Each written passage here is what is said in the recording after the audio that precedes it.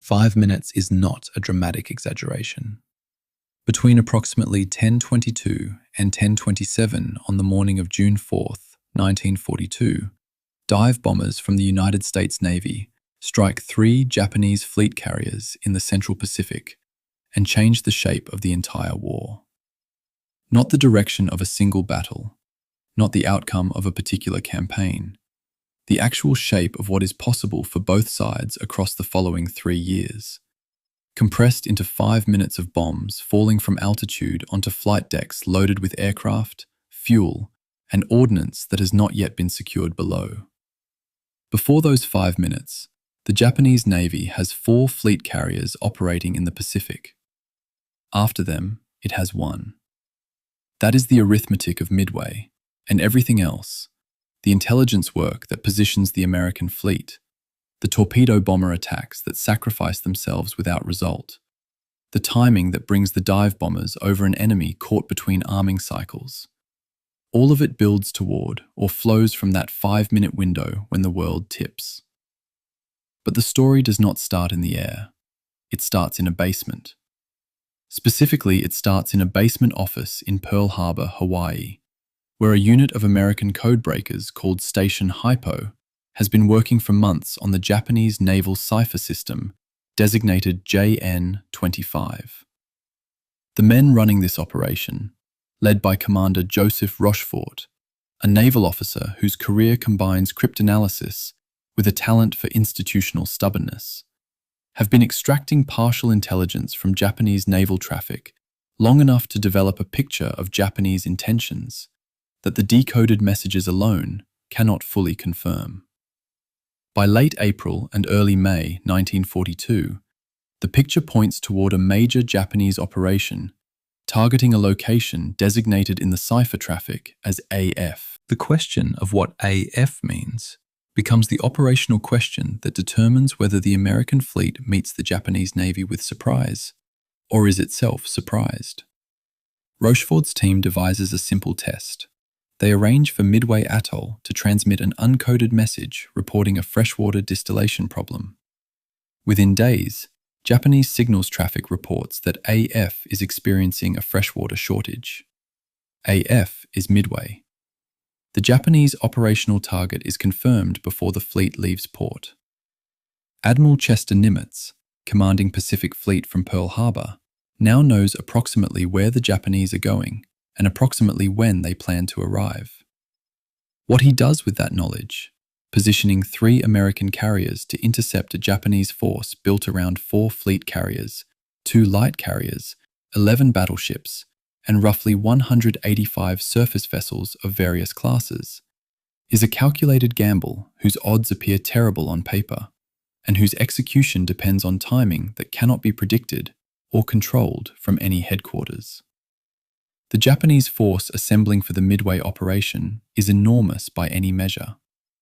Admiral Isoroku Yamamoto commands the overall operation from the battleship Yamato, a vessel displacing roughly 72,000 tons fully loaded, mounting 9 18-inch guns capable of firing shells weighing approximately 3,200 pounds each. The striking force that will actually attack Midway is built around 4 fleet carriers, Akagi, Kaga, Soryu, and Hiryu, under Vice Admiral Chuichi Nagumo. Those carriers collectively operate roughly 260 aircraft and represent the same force that struck Pearl Harbor 6 months earlier. The pilots flying from those decks are the most experienced carrier aviators in the world. Many of them have been flying combat missions continuously since the China campaign of the 1930s. Against this, the United States Navy positions 3 carriers, Enterprise, Hornet, and the damaged Yorktown, which arrives at Pearl Harbor on May 27th with damage that naval engineers assess will require roughly 90 days to repair. Nimitz gives them 72 hours. Working around the clock in shifts, repair crews patch Yorktown well enough to fight, and she sails with the fleet on May 30th.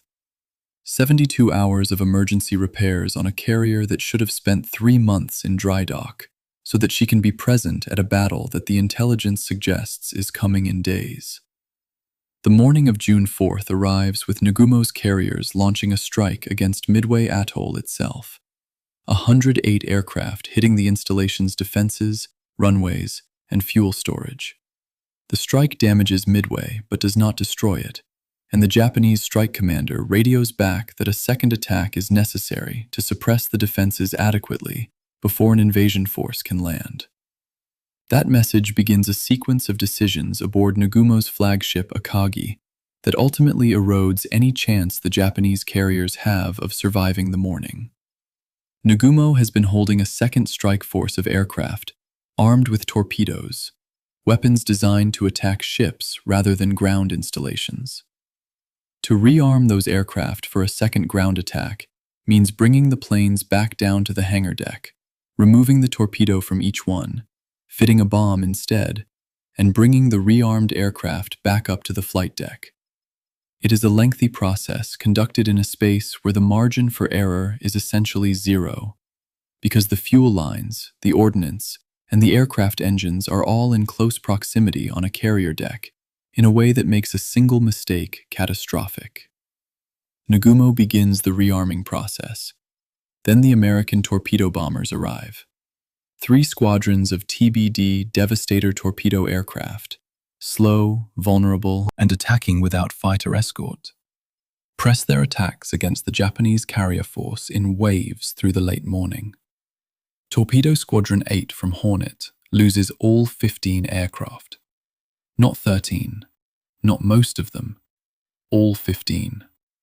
Torpedo Squadron 6 from Enterprise loses 10 of 14. Torpedo Squadron 3 from Yorktown loses 10 of 12. These men attack into anti-aircraft fire measured in thousands of rounds per minute from the carrier escorts and the combat air patrol of Zero fighters. And they press their attacks, knowing the aircraft they are flying cannot outrun a Zero by roughly 100 miles per hour. Not a single torpedo from any of the 3 American torpedo squadrons hits a Japanese carrier. That fact sits in the battle's record as one of its most painful details. The men who died in those attacks do not sink a single ship. Their sacrifice does not produce a direct tactical result. What it produces is something different.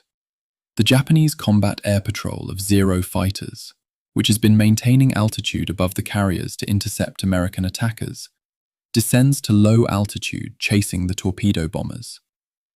The sky above the Japanese carriers, for a brief period, is empty of the fighters that would normally destroy an incoming dive bomber attack. That is the window. At approximately 10:22, dive bombers from Enterprise and Yorktown arrive above the Japanese carriers from high altitude. The SBD Dauntless each carries a single bomb, the lead aircraft typically carrying a 1,000-pound bomb, others carrying 500-pound weapons. Below them, on the flight decks of Akagi, Kaga, and Soryu, rearmed aircraft sit with fuel lines connected and ordnance being prepared for the second Midway strike. The hangar decks below contain the removed torpedoes, some of them still loaded with fuel, sitting on trolleys because Nagumo's rearming order has moved faster than the safety procedures for properly storing removed ordnance. The dive bombers push over into their attack dives. Within 5 minutes, Akagi has absorbed 2 bomb hits that detonate among the rearmed aircraft on the flight deck and send fire into the hangar below. Kaga takes 4 bomb hits. Soryu takes 3. All 3 carriers begin burning from internal explosions as the ordnance and fuel ignite in the concentrated spaces below their flight decks.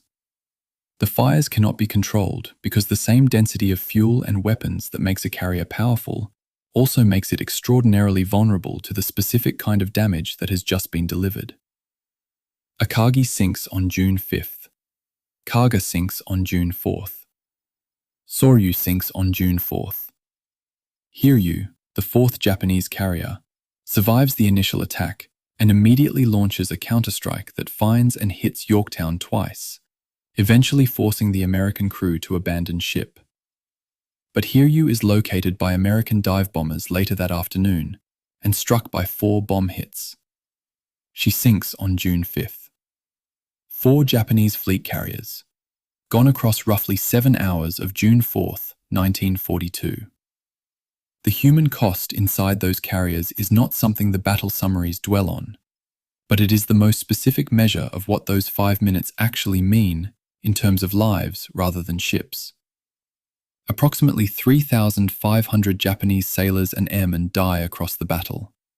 Many of them the experienced carrier aviators, whose training and combat experience has accumulated since the China War and cannot be replaced on any timeline the Pacific War allows. Japan builds more aircraft. Japan cannot rebuild those pilots in the years remaining. The American losses include 147 aircraft, the eventual sinking of Yorktown on June 7th after a Japanese submarine strikes her while salvage crews are attempting to save the ship, and 307 American sailors and airmen killed. Something I keep returning to when studying Midway in depth is the specific role that the removed torpedoes play in the destruction of the Japanese carriers. The ordnance sitting on the hangar deck trolleys, because Nagumo's rearming order moved faster than the safety protocols for properly stowing weapons that had been taken off aircraft. The catastrophic internal explosions that make all three carriers uncontrollable within minutes of the first bomb hits are not simply the result of bombs penetrating flight decks. They are the result of bombs detonating near fuel and ordnance that was already in dangerous proximity because of a tactical decision made 90 minutes earlier. The decision to rearm for a second Midway strike is not obviously wrong when Nagumo makes it.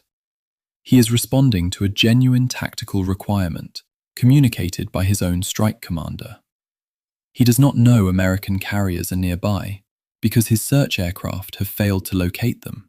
One of his seaplanes launches late due to a catapult problem, covering the sector where the American carriers actually sit. The sequence of small failures that produce the catastrophic result at 10:22 is documented precisely enough in the post-war records that each link in the chain is identifiable. And yet, the chain only needed one link to hold differently.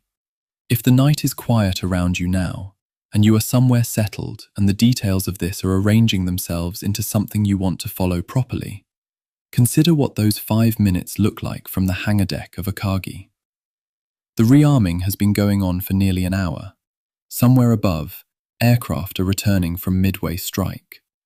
Somewhere above that, American dive bombers are in their attack dives, already committed, already past the point where anything changes the outcome. Nobody on that hangar deck knows any of this yet. They are doing their jobs in the specific darkness of not knowing what the next 5 minutes contain. In the story ahead, we will trace the intelligence work that positions the American fleet, the tactical decisions that bring both sides to the same patch of ocean on June 4th, the torpedo bomber attacks that clear the sky for the dive bombers, and the 5 minutes that fracture the Japanese carrier fleet beyond recovery. This is the entire history of the Battle of Midway, the 5 minutes that changed the Pacific War during the Second World War.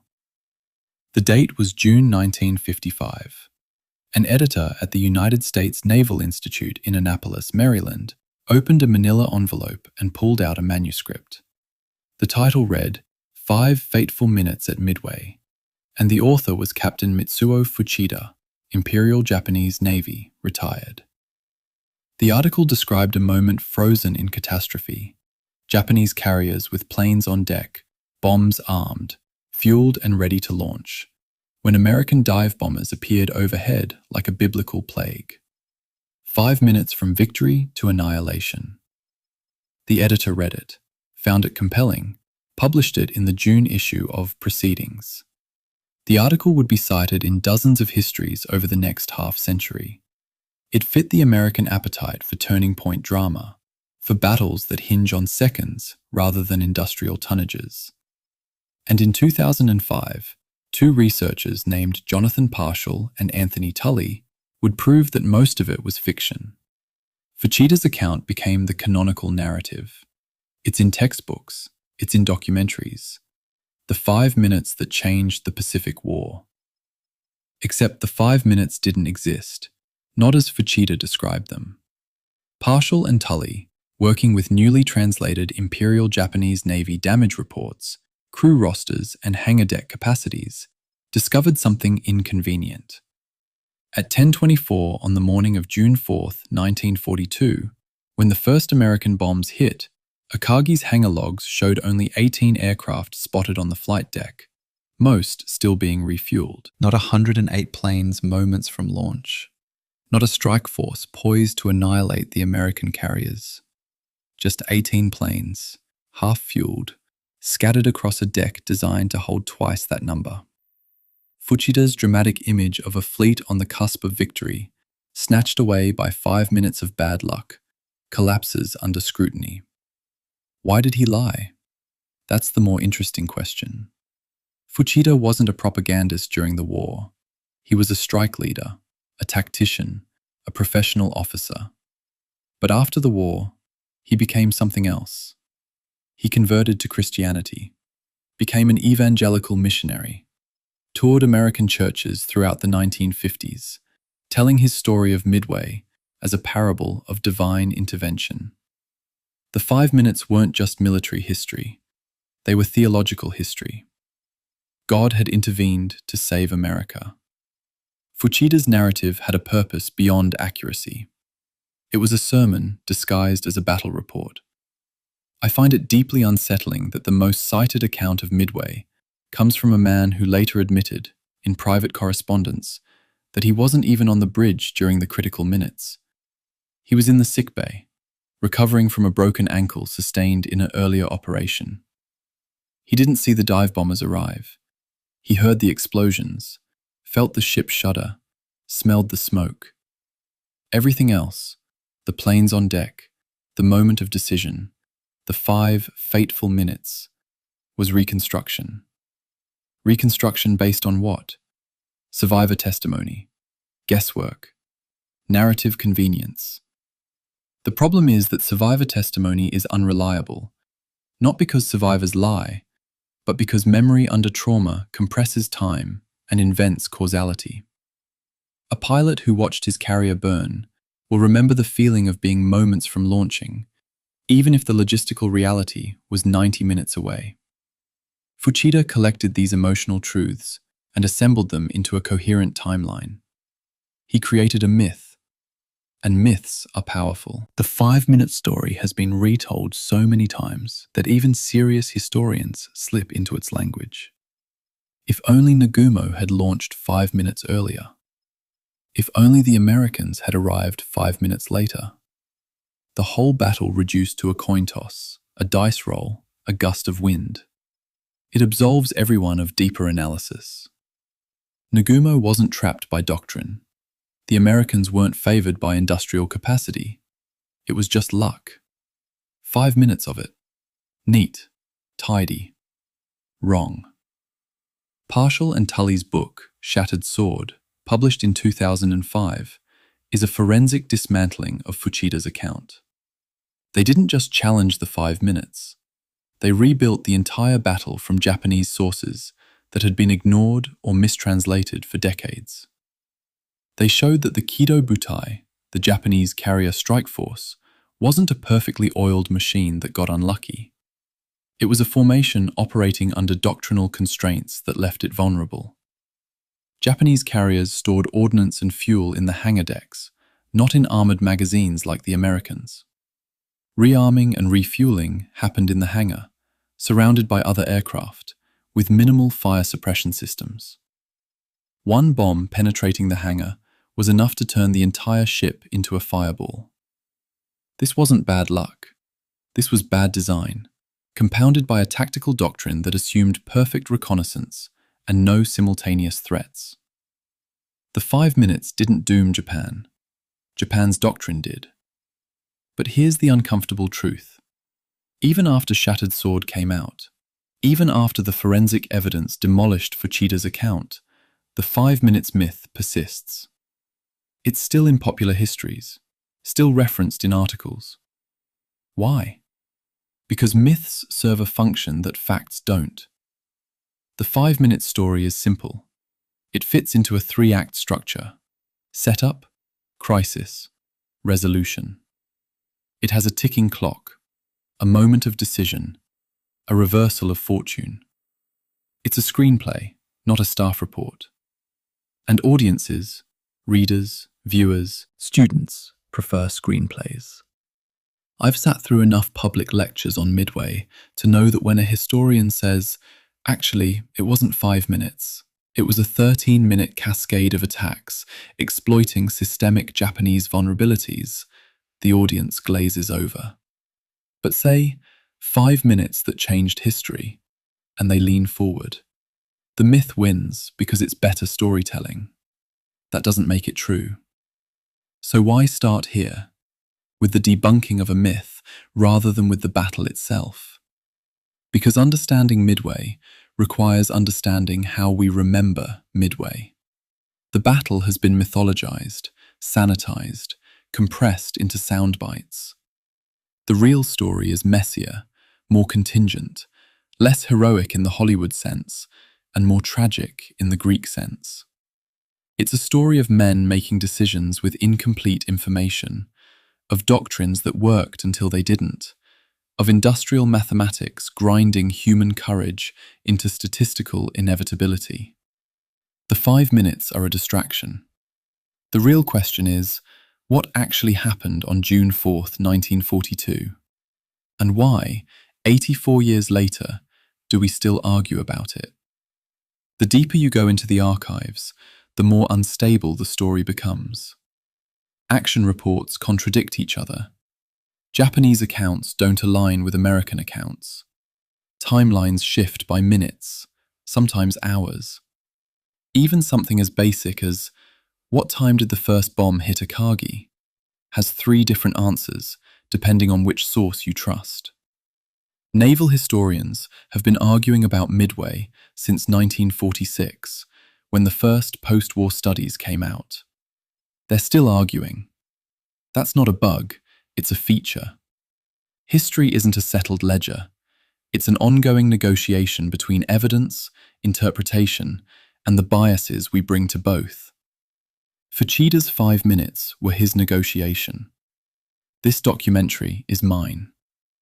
The Battle of Midway lasted 3 days, from June 3rd to June 6th, 1942. But the decisive engagements, the ones that sunk 4 Japanese carriers and 1 American carrier, happened in roughly 6 hours on June 4th.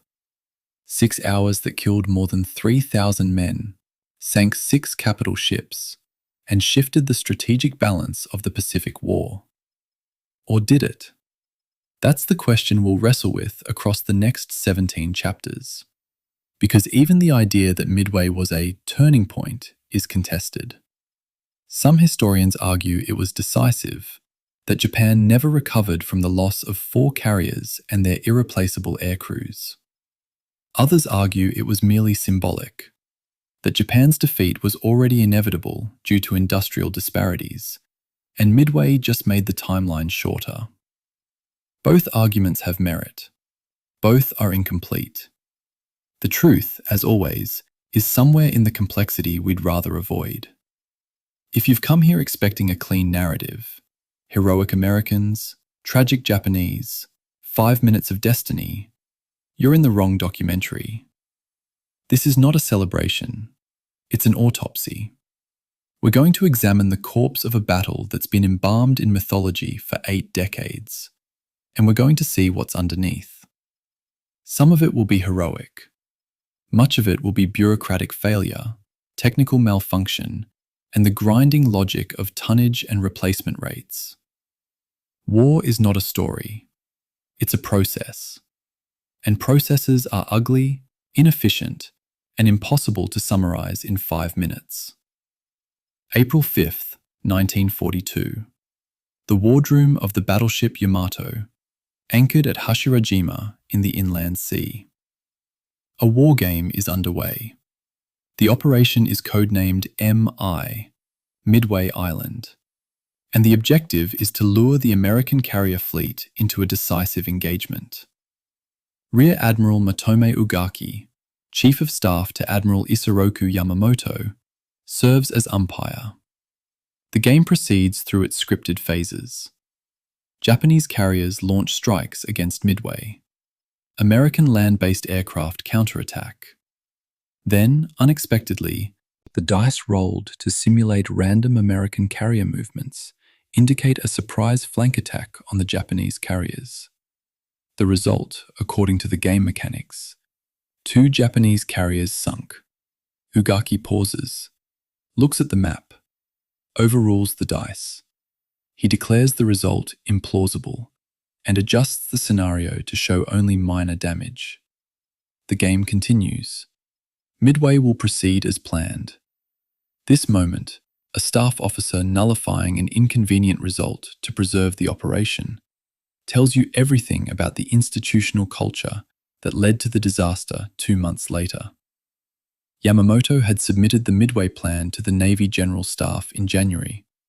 The strategic logic was sound, at least on paper. The Doolittle raid on Tokyo, launched from the carrier Hornet on April 18th, had humiliated the Imperial Navy. American bombers over the capital. The Emperor's person theoretically at risk. The psychological impact was seismic, even though the material damage was trivial. 51 bombs hitting factories and warehouses, killing fewer than 100 civilians. It didn't matter. The Navy's entire justification for existence was defending the home islands, and they'd failed. The army mocked them. The press questioned them. Yamamoto needed a victory that would restore the Navy's prestige and, more importantly, destroy the American carrier fleet before it grew too large to defeat. But the plan itself was a masterpiece of overcomplication. Midway wasn't a single operation. It was 3 simultaneous operations duct-taped together. First, a diversionary strike on the Aleutian Islands in the North Pacific, intended to draw American attention away from the Central Pacific. Second, the main assault on Midway Atoll, a tiny speck of coral 1,300 miles northwest of Hawaii, defended by a marine garrison and a handful of land-based aircraft. Third, a massive battleship force, including Yamato herself, would lurk 300 miles behind the carrier force, waiting to annihilate any American carriers that took the bait. The entire plan assumed the Americans would react predictably. They didn't. The Americans knew exactly where the Japanese were going because Station Hypo in Hawaii had broken enough of the Japanese naval code to read the operational orders. The chess pieces on Yamamoto's strategic board were impressive. 4 fleet carriers, Akagi, Kaga, Soryu, and Hiryu. 2 light carriers assigned to the Aleutian operation. 11 battleships, 16 cruisers, 49 destroyers.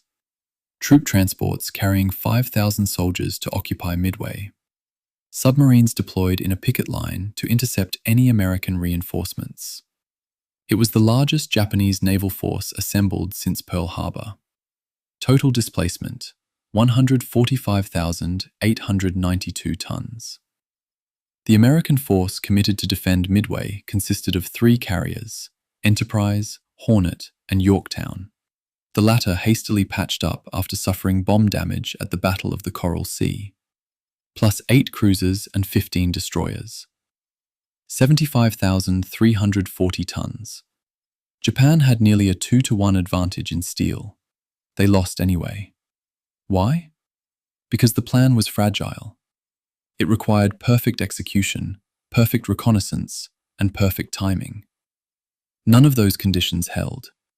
Japanese reconnaissance was inadequate. Only 4 float planes from cruisers, searching millions of square miles of ocean. One of those scouts, launched from the cruiser Tone, was delayed by 30 minutes due to a catapult malfunction. That 30-minute delay meant the scout didn't discover the American carriers until it was too late to matter. But the real vulnerability wasn't mechanical, it was doctrinal. The Imperial Japanese Navy operated under a principle called Kantai Kessen, the decisive battle doctrine. It was inherited from Admiral Togo's victory over the Russian fleet at Tsushima in 1905. The idea was simple. Concentrate overwhelming force, locate the enemy's main fleet, and annihilate it in a single engagement. It worked at Tsushima because the Russian fleet sailed 12,000 miles to meet Togo, exhausted and low on supplies. and because Togo fought within a day's sail of his own bases. Midway was different. The Kido Butai would operate 2,400 nautical miles from Tokyo, at the extreme range of Japanese logistics, against an enemy that didn't have to win. They just had to survive long enough for American industrial production to bury Japan under a mountain of steel. Yamamoto understood this. His private diary, discovered decades later in a locked safe in his family's home, contains an entry from January 7, 1942. He writes, and I'm paraphrasing because the translation is clunky, that forcing a decisive engagement might expose the carriers to unforeseen attrition. He questions whether the operation is necessary. But his official memorandum to the Navy General Staff is bullish, confident, assertive. Which Yamamoto do we believe? The private diarist or the public strategist? I suspect he was both, a man who understood the risks intellectually, but was institutionally required to project certainty. Japanese military culture didn't permit doubt at the command level. Once a plan was approved, it became doctrine. Questioning it was insubordination. The Battle of the Coral Sea, fought May 7th and 8th, should have prompted a reassessment. Japan achieved a tactical victory. They sank the fleet carrier Lexington and damaged Yorktown, but suffered strategic losses that crippled the Midway plan. The carrier Shokaku took 3 bomb hits and required months of repairs. The carrier Zuikaku lost most of her air wing and couldn't be re-equipped in time. Both carriers were scratched from the Midway operation. Nagumo's force, originally planned to include 6 fleet carriers, was cut to 4. The margin for error shrank. And yet the operation wasn't cancelled. It wasn't even delayed. The institutional momentum was too strong. Ships were already loading supplies. Troops were already embarking. Cancelling Midway would require admitting the plan was flawed. No one wanted to be the officer who told Yamamoto, the Emperor's prestige couldn't be restored on schedule. There's a broader context here that's easy to miss if you focus only on the tactical level. Japan's entire war strategy was premised on a short, victorious conflict. The plan, developed in 1941, assumed a 6-month offensive window, during which Japan would seize the resource zones, oil from the Dutch East Indies, rubber from Malaya, rice from Indochina, and establish a defensive perimeter so costly to breach that the Americans would negotiate a settlement. The attack on Pearl Harbor was meant to buy those 6 months by crippling the American Pacific Fleet. But Pearl Harbor didn't cripple the fleet. It sank obsolete battleships and missed the carriers entirely. By April 1942, the 6-month window was closing. Japan had conquered everything it intended to conquer. Now it had to defend those conquests while America mobilized. Midway was supposed to extend the window, to smash the American carriers and force the US Navy back to the West Coast. It was a gamble. Yamamoto knew it. He approved it anyway. The production numbers are what haunt me. As of May 1st, 1942, the United States had 4,200 trained naval aviators in the Pacific and Atlantic theaters. Japan had 1,800, with no reserve training pipeline. American flight schools were graduating 1,000 pilots a month. Japanese schools graduated fewer than 100. Every Japanese pilot lost was irreplaceable. Every American pilot lost could be replaced within weeks. The arithmetic was brutal. Japan couldn't afford a war of attrition. But a war of attrition was exactly what Midway would become. Even if Japan won the battle, sank all 3 American carriers, the US would replace them within a year. Japan had no replacement carriers under construction. The next carrier, Taiho, wouldn't commission until June 1944, 2 years away. 2 years during which American shipyards would pump out fleet carriers like automobiles on an assembly line. Ugaki's diary entry for April 20th is chilling in its clarity. He writes that the plan is too complicated, and that if anything goes wrong, Japan lacks the reserves to recover. But he doesn't recommend cancelling the operation. He just notes his concern and moves on. That's the nature of staff work. You identify problems, you file reports, and then you execute the plan anyway, because the decision has already been made at a level above you. I've read enough staff meeting minutes to recognize the pattern. The junior officers see the flaws. The senior officers acknowledge the flaws. Then everyone proceeds as if the flaws don't exist, because the alternative, admitting the entire strategic framework is unsound, is unthinkable. Institutions don't course correct, they course commit, and then they course crash. The final conference was held on May 27th aboard Yamato. Captain Kameto Kuroshima presented the operational plan in exhaustive detail. The Aleutian diversion would draw American attention north. The Midway assault would provoke the American carriers into sailing from Pearl Harbor. Yamamoto's battleship force would close the trap. It was elegant. It was logical. It assumed the Americans were stupid. They weren't. Admiral Chester Nimitz, commander of the Pacific Fleet, had read the Japanese operational orders, not metaphorically, but literally. Station Hypo had decrypted enough of the plan to know the target, the date, and the approximate composition of the Japanese force. Nimitz ignored the Aleutian diversion. He positioned all 3 available carriers northeast of Midway, exactly where they needed to be to ambush Nagumo's force. The trap Yamamoto designed caught his own fleet. Midway was approved. The fleet sortied on May 27th. 3 days later, Yamamoto celebrated his 58th birthday aboard Yamato, eating cake with his staff while the carriers steamed east toward their destruction. There's a photograph from that day, Yamamoto in dress whites, smiling faintly, surrounded by younger officers. He looks tired. Not afraid, just tired. The kind of tired that comes from making decisions you know are irreversible and possibly wrong. I've stared at that photograph for longer than is probably healthy, trying to read his face. You can't. He's a professional. Whatever doubts he had, he kept them internal. May 10th, 1942, 3 o'clock in the morning. Basement of the old administration building, Pearl Harbor. Lieutenant Commander Joseph Rochefort, head of Station Hypo, stands in front of a blackboard covered in 5-digit code groups. He hasn't slept in 36 hours. He's wearing a smoking jacket over his uniform and slippers instead of boots. This is his thinking outfit. His staff has taken to calling it the Rochefort ritual. When he wears the jacket, breakthroughs happen. Right now, he's staring at a decrypt fragment that reads, Operation will commence on N-Day -5. Objective, AF. The problem. Station Hypo has broken only about 15% of JN-25B, the Japanese naval code in use that spring. Rochefort is 90% certain that AF means Midway Atoll. Washington thinks AF is the Aleutians. If Rochefort is wrong, the Pacific Fleet sails to the wrong ocean and Japan wins the war. The decision tree has no margin for error.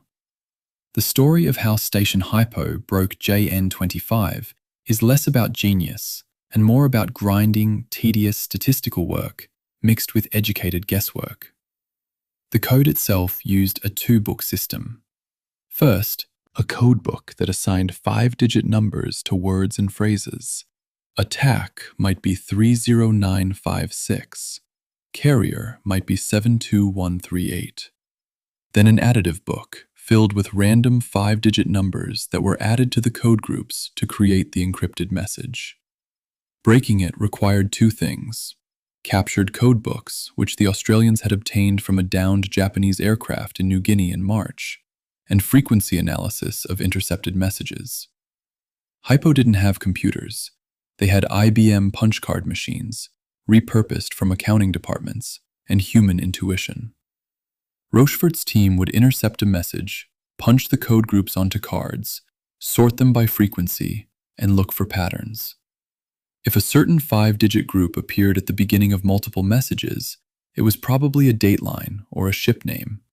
You'd guess what it might be: Tokyo, Akagi, submarine, and then backsolve to see if the guess unlocked other groups in the message. It was cryptographic Sudoku, played with incomplete grids and a ticking clock. By early May, Hypo had identified about 6,750 of the 45,000 possible code groups in JN25B. That's 15% coverage. 15%. Rochefort's predictions about Midway, that the attack would occur on June 4th, that it would approach from the northwest, that the objective was to draw American carriers into a decisive engagement, were built on fragmentary intelligence, not certainty, educated probability. He was running a Bayesian neural network in his head, adjusting likelihood estimates with every new decrypt. I'm struck by how similar his methods are to modern machine learning. You don't need complete data. You need enough data to detect patterns, and you need the cognitive flexibility to revise your model when new information contradicts your priors. Rochefort had that flexibility. The analysts in Washington didn't. The bureaucratic war between Hypo and Washington was as vicious as the shooting war in the Pacific. Rear Admiral Richmond Kelly Turner, head of war plans at the Navy Department, insisted the Japanese were planning to invade Hawaii, or possibly even the West Coast. Turner's analysts at OP-20G, the Navy's Central Cryptanalysis Unit, agreed. They had more resources than Hypo, more staff, more IBM machines. They also had less operational experience and a tendency to interpret intercepts through the lens of what they thought Japan should do, rather than what Japan was actually planning. Rochefort, sitting in a basement in Hawaii, closer to the Japanese radio traffic and more attuned to the operational rhythms of the Imperial Navy, kept insisting, Midway, June 4th, from the northwest. He was overruled repeatedly. Nimitz, to his eternal credit, sided with Rochefort. It's one of the great command decisions of the war. A theatre commander trusting the local analyst over the centralized bureaucracy. In modern corporate terms, it's like the regional manager ignoring the algorithm designed by headquarters because the regional manager actually knows the market. It shouldn't work. It did. The water ruse is famous now, but at the time it was a desperate gambit. Rochefort was 90% certain AF meant Midway. Washington was 0% certain. To resolve the debate, someone at Hypo, accounts differ on whether it was Rochefort himself, Captain Edwin Layton, or Jasper Holmes, suggested a trap. They had Midway's garrison send a plain language radio message, unencrypted, reporting that their desalination plant had broken down and the island was low on fresh water. 2 days later, on May 22nd, Hypo intercepted a Japanese message. AF reports water supply issues. Confirmation. AF was Midway. Rochefort sent the decrypt to Nimitz with a handwritten note. This is it. Nimitz positioned all 3 carriers, Enterprise, Hornet, and Yorktown, at a spot northeast of Midway called Point Luck, where they could intercept the Japanese force as it approached from the northwest. The ambush was set. Japan had no idea. The cost of breaking JN-25 was measured in human exhaustion. Rochefort's team worked 18 to 20-hour shifts for 3 weeks straight. 2 analysts, neither of whom I can name because their personnel files remain partially classified, suffered nervous breakdowns and were hospitalized. Rochefort himself collapsed from exhaustion in July and was ordered to take medical leave. He refused. The basement of the old administration building was cramped, poorly ventilated, and lit by flickering fluorescent bulbs that gave everyone headaches. The air stank of cigarette smoke and mimeograph fluid. There were cots in the corner where analysts would sleep for 3 or 4 hours before returning to their punch card machines. It wasn't romantic. It wasn't even particularly heroic. It was just work, tedious, grinding, cognitively demanding work that happened to determine the outcome of the Pacific War. What haunts me about Rochefort's story is what happened after Midway. He was denied the Distinguished Service Medal. Rear Admiral Turner, embarrassed by his own incorrect analysis, launched a quiet campaign to discredit Hypo. Rochefort was reassigned to a staff position in San Francisco, overseeing logistics for dry docks. A codebreaker who'd helped win the most important naval battle of the century was put in charge of inventory management. The bureaucratic knives came out, and Rochefort was too exhausted and too apolitical to defend himself. He didn't get his medal until 1986, 4 years after his death, when President Reagan posthumously awarded him the Distinguished Service Medal at a White House ceremony. His widow accepted it. She was 83 years old. Justice arrived 44 years late. The decrypt of the Japanese operational order came through on June 1st. Kido Butai will approach AF from bearing 325 degrees. End day, June 4th. Rochefort's team had cracked it 4 days in advance. 4 days. Enough time for Nimitz to position the carriers, brief the air crews, and prepare the ambush. But even with 4 days' warning, the battle was close. Perfect intelligence is necessary, but not sufficient for victory. You still have to execute. And execution, as we'll see, was chaotic, lucky, and contingent on decisions made by junior officers who had no idea they were altering the course of the war. Station Hypo intercepted roughly 1,200 of the 2,000 JN-25 messages transmitted by the Japanese each month. That's 60% intercept coverage. Of those 1,200, they could fully decrypt maybe 20%. Another 30% could be partially read, enough to extract key details like ship names, locations, dates. The remaining 50% were gibberish, code groups that couldn't be solved because the additive keys weren't known. Rochefort was flying blind through half the intercepts, but half was enough. Enough to know the target, enough to know the date, enough to position 3 carriers at Point Luck and wait for the Japanese to sail into the kill zone. I've spent hours in the archives reading Rochefort's daily intelligence summaries. They're typed on onion skin paper, faded to yellow, marked Top Secret Ultra in red ink. The language is careful, hedged, provisional. He doesn't say, the Japanese will attack. He says, indicators suggest, and probable objective, and current estimate subject to revision. That's the language of an analyst who knows his career hinges on being right, but also knows the intelligence is incomplete. It's the language of humility. Washington's reports, by contrast, are confident, assertive, declarative. They're wrong, but they're wrong with conviction.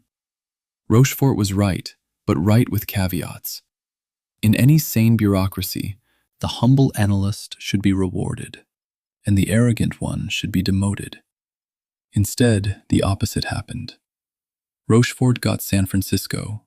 Turner got promoted. That's not an intelligence failure. That's an institutional failure. The irony is that Japan's own communications security officer, a Commander Ota, warned in March that JN-25 might be compromised. He submitted a report recommending an immediate code change. The Navy General Staff dismissed his concerns as implausible. The code was mathematically unbreakable, they said. Ota's warnings were noted and ignored. 3 months later, the Americans ambushed the Kido Butai because they'd read the operational plan in near real time. 3,500 Japanese sailors died because senior officers refused to believe their codes could be broken. Pride. Institutional arrogance. The same disease that infected both sides, but Japan's case was terminal. June 4th, 1942, 4:30 in the morning. The bridge of Akagi, 240 nautical miles northwest of Midway. Vice Admiral Chuichi Nagumo stands in full dress whites, binoculars in hand, watching the horizon lighten. In 90 minutes, he will launch the first strike against Midway. 108 aircraft, tasked with destroying the island's airfield and shore defenses. He retains another 108 aircraft in reserve, armed with torpedoes, in case American carriers appear.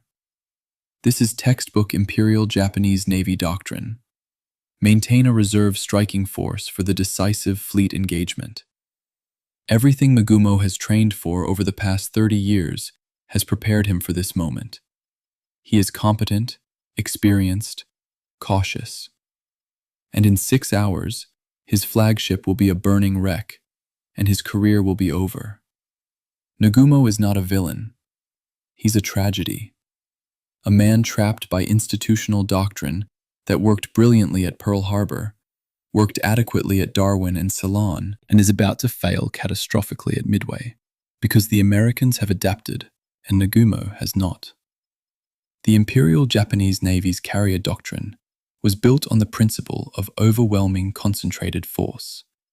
You massed your carriers, located the enemy, and hit them with everything at once. One strike, one target, annihilation. It worked when you had perfect reconnaissance and the enemy was caught by surprise. It collapsed when reconnaissance was delayed and the enemy was waiting for you. At 4:30, the first strike launches from all 4 carriers. 108 aircraft, 36 Nakajima B-5N Kate torpedo bombers, loaded with 800-kilogram high-explosive bombs, 36 Aichi D-3A Val dive bombers, and 36 Mitsubishi A-6M-0 fighters for escort. They form up over the fleet and head southeast toward Midway, 180 nautical miles away. Nagumo's reserve strike, another 108 aircraft, remains on the carriers, armed with Type 91 aerial torpedoes, engines warmed, pilots in cockpits. This is the strike that will annihilate American carriers if they appear. The doctrine is clear. Hit land targets first, eliminate shore-based air power, then engage enemy carriers. Sequential targeting, no improvisation. The problem is that Midway has 2 threats, not one. The island itself, bristling with marine fighters and bombers, and somewhere over the horizon, 3 American carriers that Nagumo doesn't know exist yet. At 7:15, Lieutenant Joichi Tominaga, leading the Midway strike, radios back. There is need for a second strike. Midway's defenses are stronger than expected. The airfield is damaged but operational. Marine fighters shot down several Vals. Anti-aircraft fire is intense. Midway can still launch bombers. Nagumo faces a decision. He has 108 aircraft on his carriers, armed with torpedoes, ready to launch against enemy ships. But Tominaga is saying the land target isn't neutralized. The doctrine says, finish the land target first. Nagumo orders rearming, torpedoes off, land attack bombs on. The ordnance crews scramble. This is not indecision. This is doctrine. And doctrine is about to kill him. At 7:28, a scout float plane from the cruiser Tone radios. Sight what appears to be 10 enemy surface ships, bearing 010, distance 240 miles. No mention of carriers, just ships. Could be cruisers, destroyers, maybe a battleship. Nagumo doesn't abort the rearming. Not yet. 10 ships could mean a screening force, not a carrier task force. He needs confirmation. 8 minutes later, at 7:36, Tona's scout clarifies. Enemy force accompanied by what appears to be a carrier. Now Nagumo has a problem. A carrier. The decisive fleet engagement he's been waiting for. But his reserve strike is halfway through rearming. Torpedoes removed, bombs not yet loaded, fuel hoses connected, ordnance scattered across the hangar decks. He can't launch immediately. He needs time. At 7:45, Nagumo makes the call. Rearm back to torpedoes. Prepare for a carrier strike. The ordnance crews reverse course. Bombs off. Torpedoes back on. It's chaos. The hangar decks are cluttered with ordnance, fuel carts, tools. Aircraft are jammed wingtip to wingtip. Fire suppression systems are offline because the hangar is a hot work area. Welding, refueling, arming, all happening simultaneously. Japanese carriers were designed for speed, not safety. The hangars were open-plan spaces, maximizing the number of aircraft that could be stored and serviced. American carriers, by contrast, had armored hangars with compartmentalized sections and automatic fire suppression. The design philosophies reflected cultural priorities. Japan valued offense. America valued survivability. Both choices had consequences. At 8 o'clock, the Midway strike returns. 108 aircraft, many damaged, all low on fuel, circling overhead, waiting for permission to land. Nagumo can't land them while the flight deck is spotted with the reserve strike, and he can't launch the reserve strike because they're still rearming. He's caught in a logistical knot. The doctrine says, recover your strike force first, refuel and rearm them, then launch the next strike. But that takes time, 90 minutes minimum. And somewhere out there, American carriers are launching their own strikes. Nagumo doesn't know this yet. He's about to find out. Between 8 o'clock and 9:30, Nagumo makes the decision that will be debated by historians for the next 80 years. He chooses to land the Midway strike, refuel them, and launch a fully coordinated attack on the American carriers with every available aircraft. Fighters, dive bombers, and torpedo bombers together. This is doctrine. This is how you annihilate an enemy fleet. You don't launch piecemeal. You don't send half-armed strikes. You wait, you coordinate, and you hit with overwhelming force. It's the right decision if you have time. Nagumo doesn't have time. The Americans are already airborne. The 30 minutes between 7:45 and 8:15. This is what gets called Nagumo's indecision. But it's not indecision. It's a commander following doctrine under conditions the doctrine wasn't designed for. The IJN carrier doctrine assumed you detect enemy carriers early, before your own strike launched. It assumed you wouldn't face simultaneous threats from land-based and carrier-based aircraft. It assumed perfect coordination. None of those conditions held at Midway. Nagumo was trying to execute a plan that required a chessboard, but he was playing on a pinball machine. The balls were in motion, the flippers weren't responding, and the machine was tilting. I find myself sympathizing with Nagumo. He was handed a plan that required him to be in two places at once, with a doctrine that forbade improvisation. He was set up to fail, not by malice, but by institutional rigidity. The Imperial Japanese Navy had spent decades perfecting a way of war that worked under specific conditions, and those conditions no longer obtained. Midway was the first battle where the Americans had radar, codebreaking, and numerical parity in carriers. The playbook Nagumo was using had been written for a different game, and no one had told him the rules had changed. At 9:20, the last of the Midway strike lands. The flight decks are now clear. The reserve strike is almost ready. Aircraft spotted, armed with torpedoes, pilots aboard.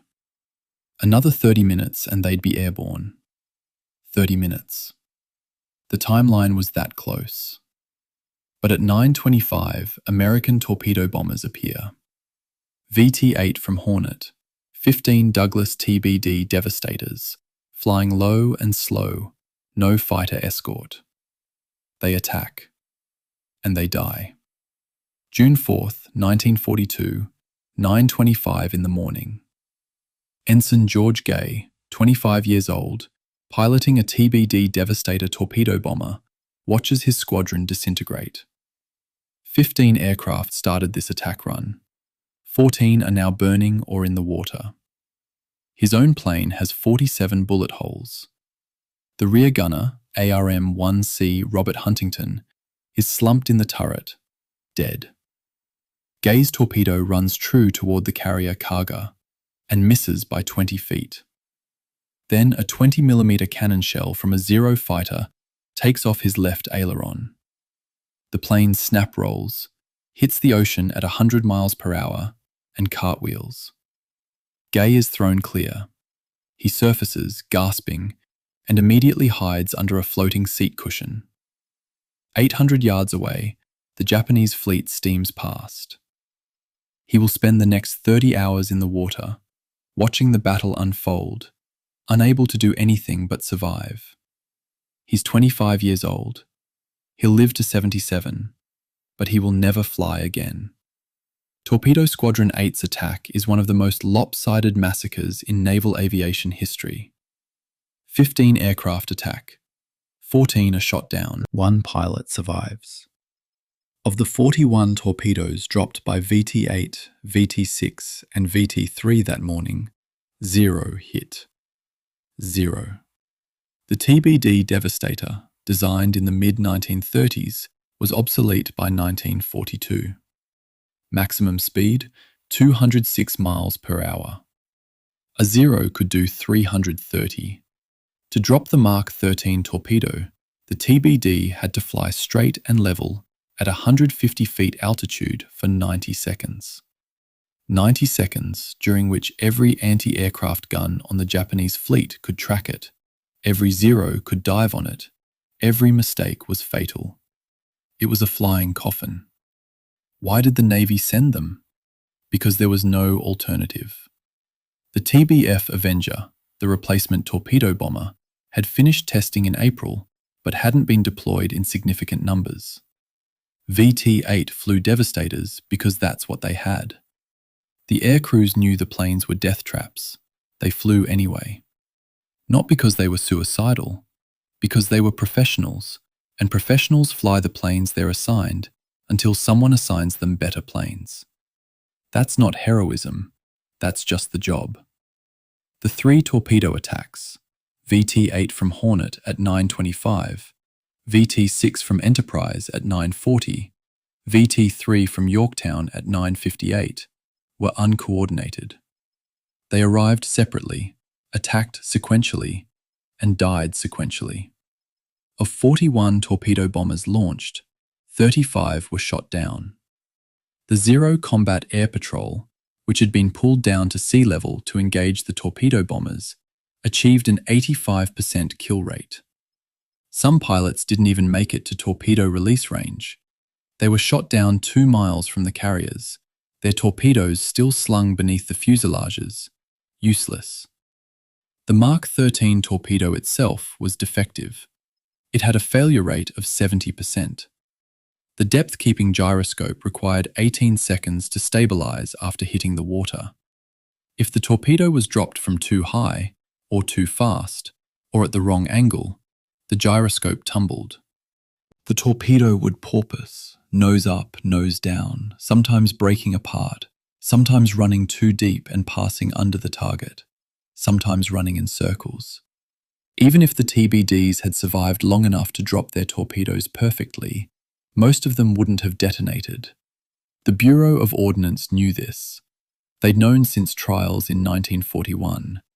They hadn't fixed it. Bureaucratic inertia, cost overruns, and an institutional refusal to admit pre-war testing had been inadequate. Submariners called the Mark 13 the Mark 13.5 because it only worked half the time. Torpedo bomber pilots had less charitable names. George Gay's survival was a statistical miracle. He crawled out of the sinking TBD, inflated his life vest, and immediately realized he was surrounded by Japanese ships. Destroyers were picking up survivors and shooting those who resisted. Gay had seen enough. He hid under the seat cushion, breathing through a gap, floating motionless as ships passed within 50 yards. At one point, a Japanese destroyer slowed and an officer scanned the water with binoculars. Gay held his breath. The officer looked directly at him. Then the destroyer moved on. Maybe the officer didn't see him. Maybe the officer saw him and decided one half-drowned American pilot wasn't worth the trouble. Gay never knew. He spent the rest of the day floating, watching the carriers burn, watching dive bombers swarm, watching destroyers rush to rescue Japanese sailors while ignoring him. At nightfall, he was alone. No rescue, no food, no water. Just the ocean and the stars, and the knowledge that 34 of his friends had died, and he was still alive for no reason he could explain. A PBY Catalina flying boat spotted him the next afternoon and hauled him aboard. He was sunburned, hypothermic, and incoherent. His debriefing took 3 hours. He described the attack, the Zeros, the burning carriers. He couldn't remember much after hitting the water. Trauma had compressed his memory into flashes. He filed his after-action report, which was classified until 1947. Then he was reassigned to a training squadron. He requested combat duty. Denied. The Navy decided he'd been through enough. He spent the rest of the war teaching new pilots how to fly the TBF Avenger, the plane that should have replaced the Devastator before Midway. He was 25 years old and already obsolete, just like the plane he'd flown. I wonder if George Gay spent the rest of his life asking whether his friends died for a purpose or just died. The answer is both, and that's unbearable. The torpedo attacks are often credited with pulling down the zero cap, allowing the dive bombers to attack unmolested. But Gay's own after-action report notes that the Zeros returned to altitude before the dive bombers arrived. The diversion narrative is post hoc justification. The torpedo bombers didn't buy time for the dive bombers. They just died. And then the dive bombers attacked independently and succeeded for reasons that had nothing to do with the torpedo bombers' sacrifice. The TBD's failure wasn't just technological, it was doctrinal. Pre-war naval aviation doctrine assumed that torpedo bombers and dive bombers would attack simultaneously, from different altitudes, splitting the enemy's defensive fire. Coordinated strikes. But coordination requires communication, and the radios in 1942 were unreliable. VT-8 couldn't talk to the dive bombers. They couldn't even talk to each other half the time. Each squadron launched independently, navigated by dead reckoning, and attacked whenever they found the enemy. The result was chaos. Sequential attacks instead of simultaneous. Each squadron dying in isolation while the others were still searching.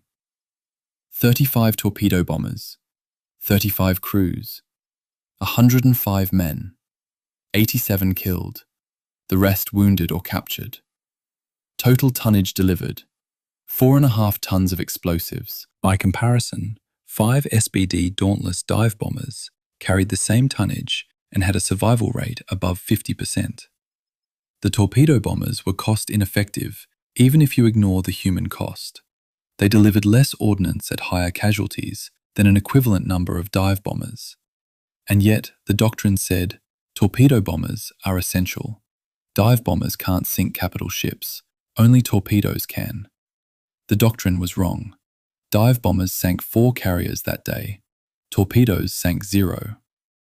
Gay returned to his hometown in Texas after the war, worked as an oil executive, married, had kids, wrote a memoir that nobody published until the 1990s.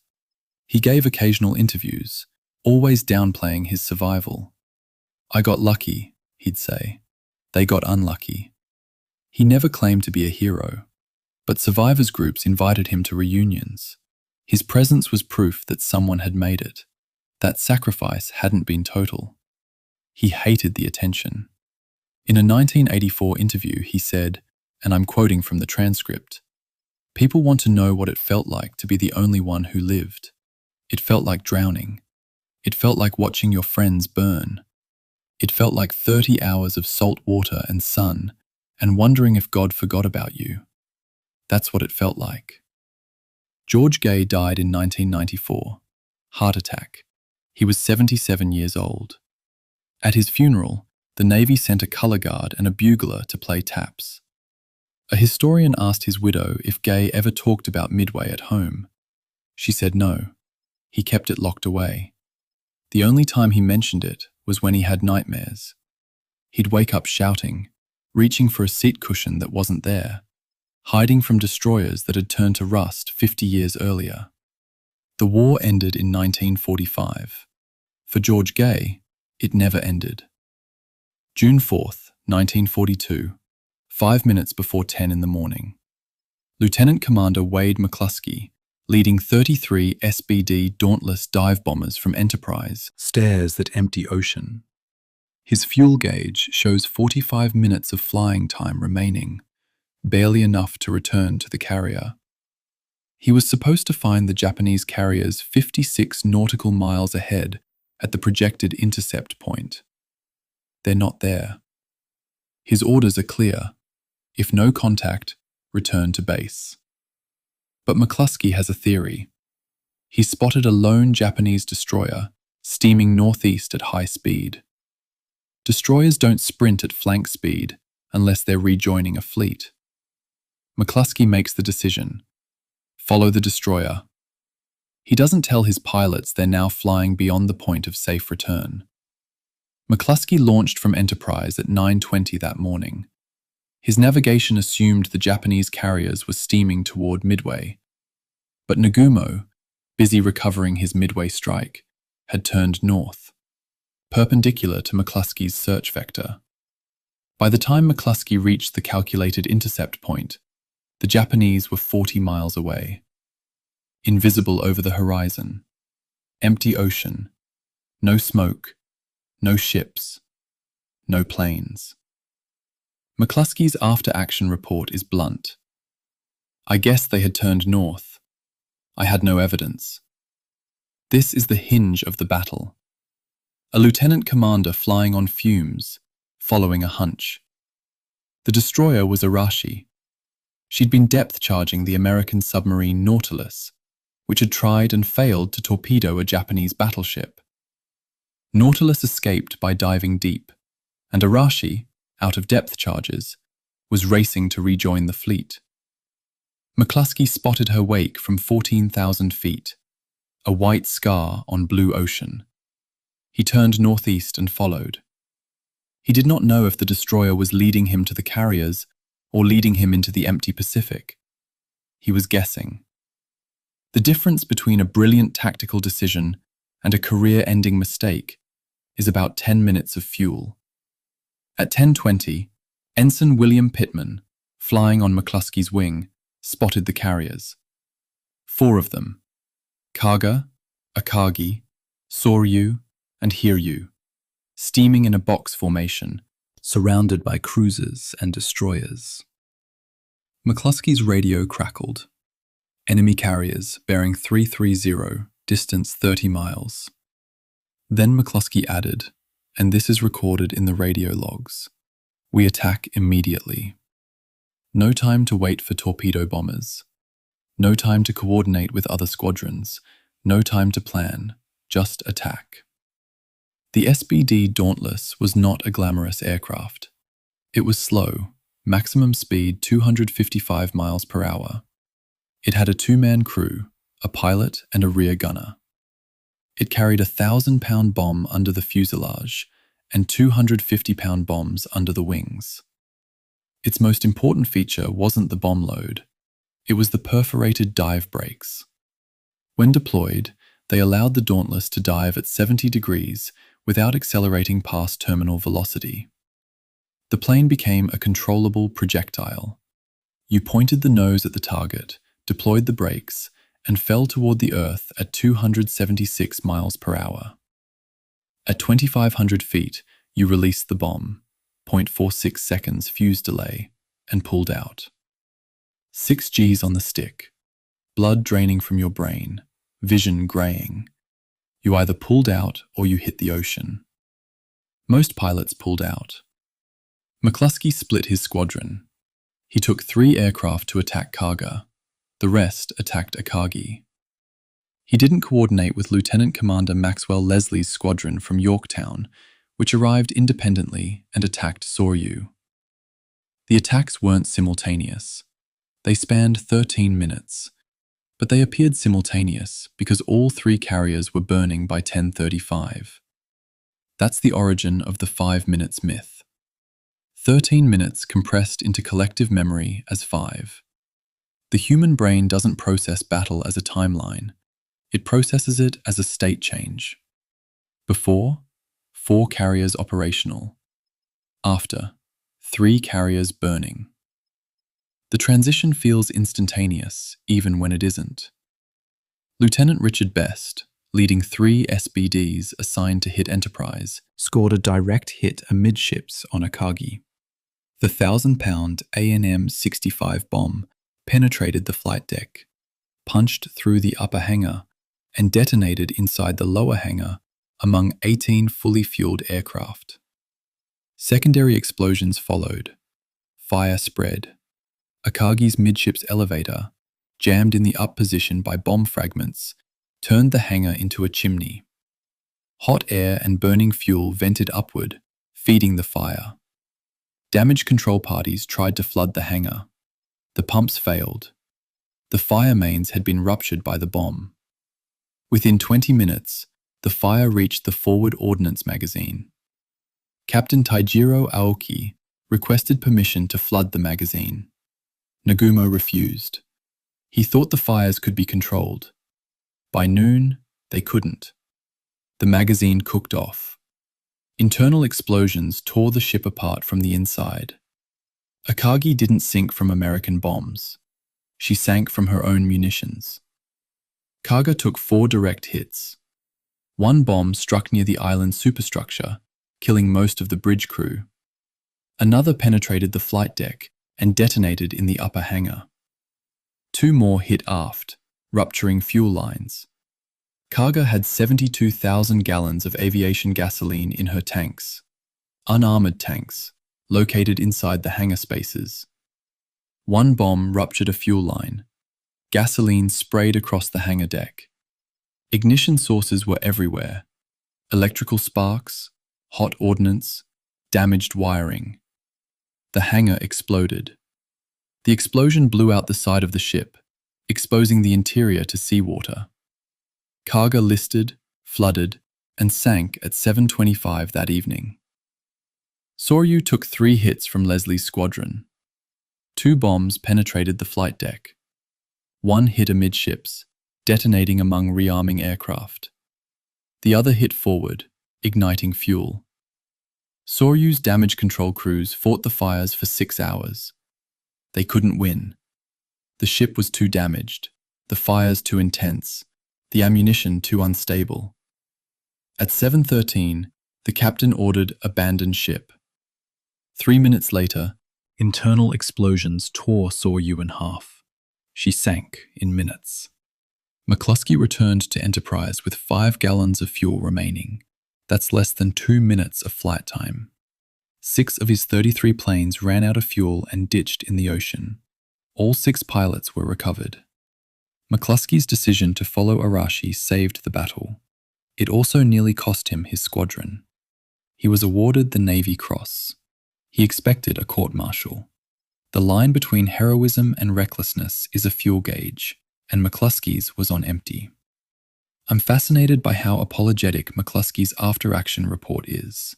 He spends 2 pages justifying his decision to extend the search, to follow the destroyer, to attack immediately without coordination.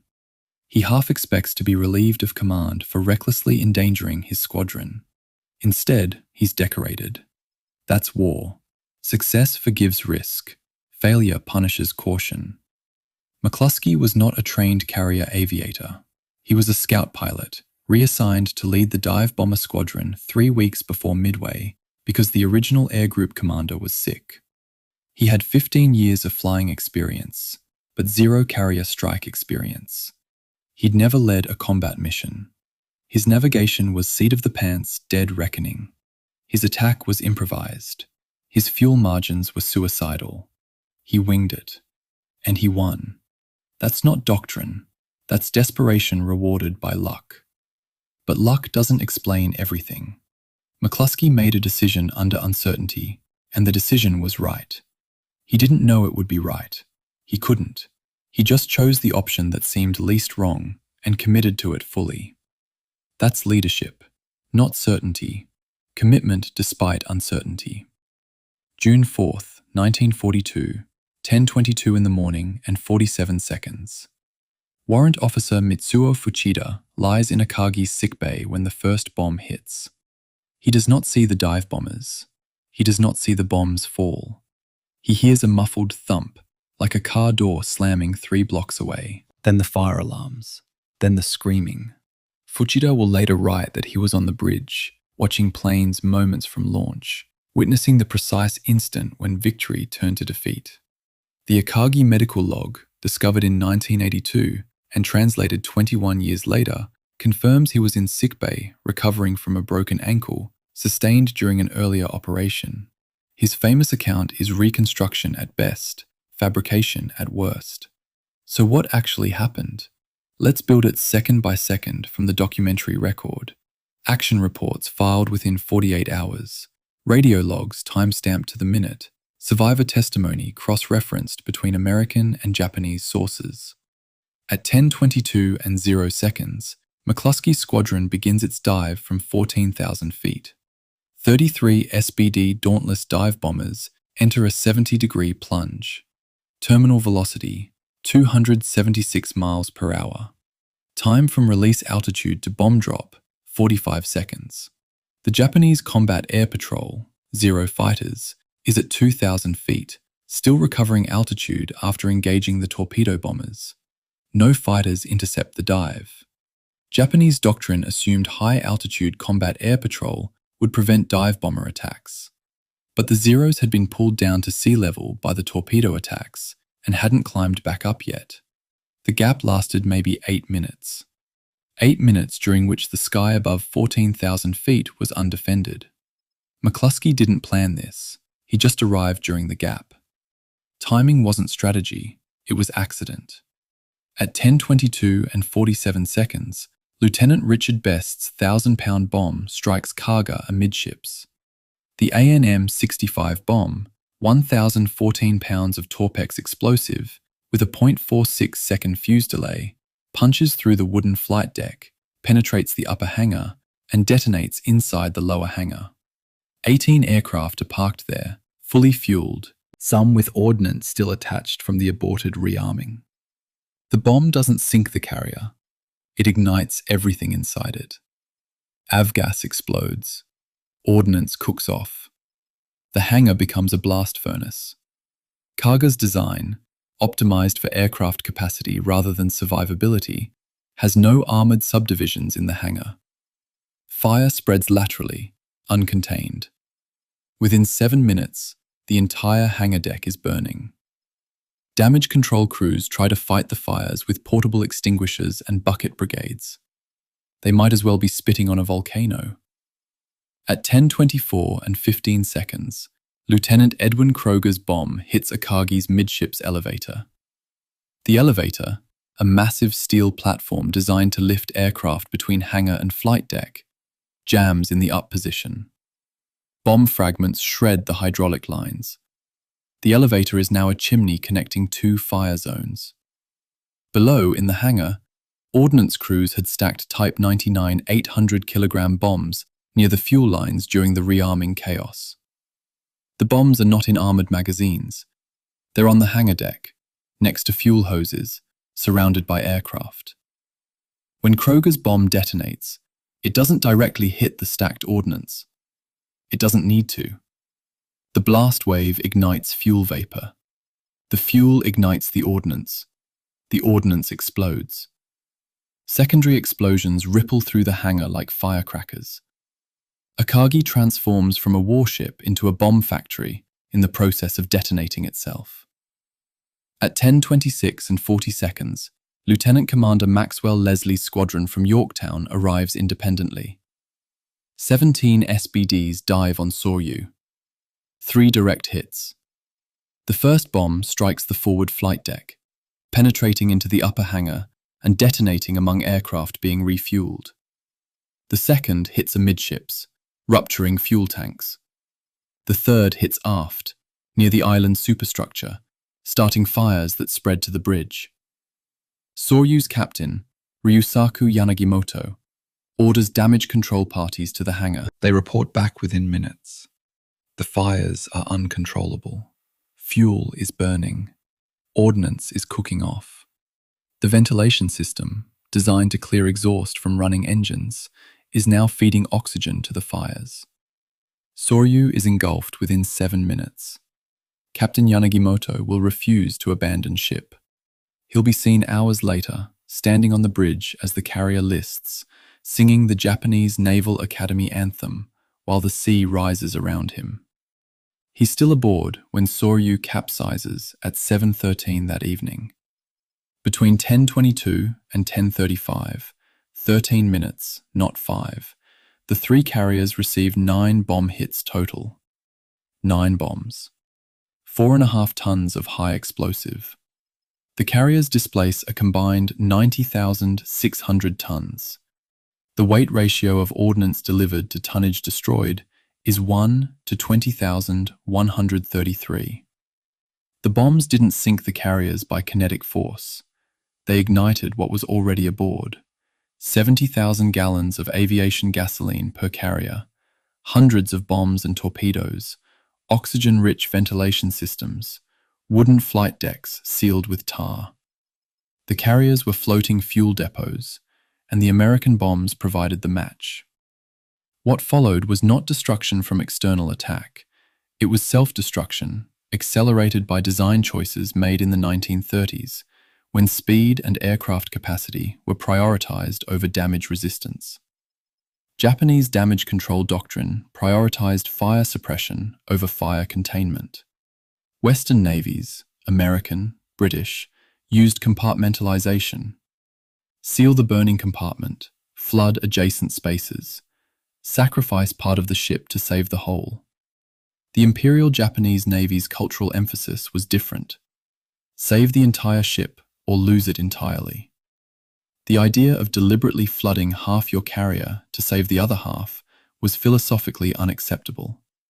The ship was a living entity, a symbol of the Emperor's power. You don't dismember the Emperor's ship, you fight to save all of it. The result at Midway was that damage control crews fought fires they couldn't contain, instead of isolating fires they could have survived. Akagi's captain, Taijiro Aoki, requested permission to flood the forward magazines at 10:45. Nagumo refused. The magazines cooked off at 11:45. The decision to delay flooding cost Japan its flagship. I'm struck by how the standard narrative compresses this timeline into a single moment of catastrophe. In 5 minutes, Japan lost the war. But the attack lasted 13 minutes. The fires burned for hours. Akagi didn't sink until the next morning, scuttled by Japanese destroyers after burning for 19 hours. Kaga sank at 7:25 that evening, 9 hours after the bombs hit. Soryu lasted until 7:13 in the evening, 8 hours after the attack. The decisive moment was actually a slow-motion collapse spread across an entire day. But human memory doesn't work that way. We remember state changes, not durations. The carriers were operational at 10:20. They were burning at 10:35. Everything in between collapses into a single psychological instant. That's how the 5 minutes myth was born. Not from lies, but from the way traumatized brains compress time under stress. The forensic evidence from the wrecks tells a different story than the survivor accounts. The Ocean Exploration Trust's 2023 survey of Akagi revealed that the midships elevator wasn't jammed in the up position. It was blown out entirely by internal explosions. There's a crater where the elevator used to be. The hangar deck is gone, collapsed into the spaces below. Fuchida's account describes planes on the flight deck moments from launch. The wreck shows no intact flight deck. It's rubble.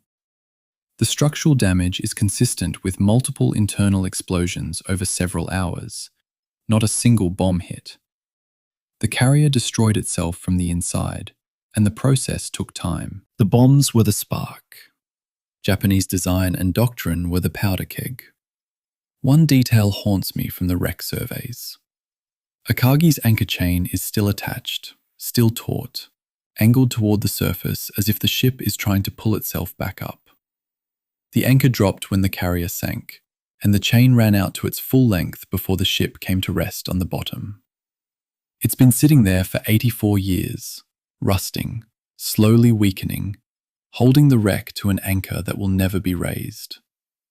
There's something unbearably sad about that image. A ship trying to return to the surface, a chain that will never let it. 16,650 feet of water in between. The Battle of Midway didn't end when the fires went out. It's still ongoing at the bottom of the Pacific, where steel corrodes and memory solidifies, and the dead remain exactly where they fell. Modern aircraft carriers, Ford-class, Queen Elizabeth-class, Charles de Gaulle, incorporate every lesson Midway taught about damage control.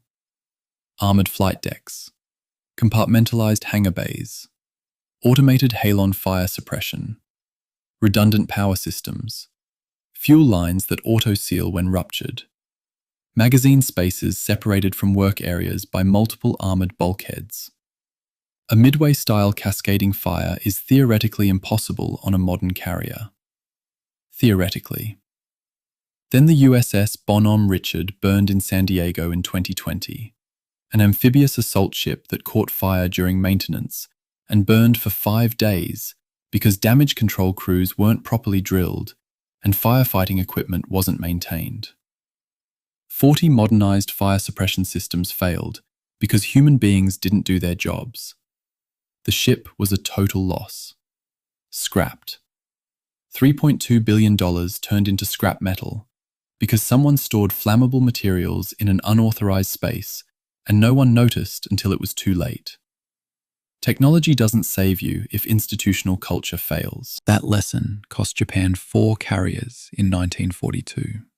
It cost the US Navy an amphibious assault ship in 2020. Same lesson, different ocean, same failure to learn. June 4th, 1942, 10:50 in the morning. Hiryu, the lone surviving Japanese carrier, steams at flank speed away from the smoke columns rising from Akagi, Kaga, and Soryu. Rear Admiral Tamon Yamaguchi stands on the bridge, jaw set, eyes fixed on the horizon. His air officer, Commander Susumu Kawaguchi, suggests retreat. Yamaguchi's reply is recorded in Hiryu's deck log. We attack. The logic is unassailable. Retreating preserves one carrier, but concedes the battle, concedes the operation, concedes the strategic initiative. Attacking offers a chance, slim but real, to sink American carriers, restore some balance, salvage something from catastrophe. The mathematics favor aggression. The problem is that Yamaguchi doesn't know Enterprise and Hornet are undamaged, and he doesn't know that a third American carrier, Yorktown, which Japanese intelligence reported sunk at Coral Sea, is hunting him. At 10:50, Hiryu launches her first strike. 18 Aichi D-3A Val dive bombers, escorted by 6 Zero fighters. Target, the nearest American carrier, which they assume is the only one. They're wrong, but they don't know that yet. The strike is led by Lieutenant Michio Kobayashi, a veteran of Pearl Harbor, Wake Island, and the Indian Ocean raids. He's one of the most experienced dive bomber leaders in the Kido Butai. His briefing to the pilots is succinct. Find the carrier, sink it, return. If you can't return, ditch near a friendly ship and hope for rescue. No one expects all 18 aircraft to come back. This is a desperation strike, launched under conditions that would normally justify scrubbing the mission. No time for full coordination, no reconnaissance to confirm the target's position, no fighter escort beyond the bare minimum, just launch and hope. At 12:05, Kobayashi's strike finds Yorktown. 3 bombs hit. The first penetrates the flight deck near the island's superstructure and detonates in the lower hangar, starting fires and killing or wounding 53 men. The second ruptures the uptakes, the massive funnels that vent boiler exhaust, dropping internal pressure and forcing the engineers to shut down 5 of 6 boilers. Yorktown's speed drops from 30 knots to 6 knots in under 4 minutes.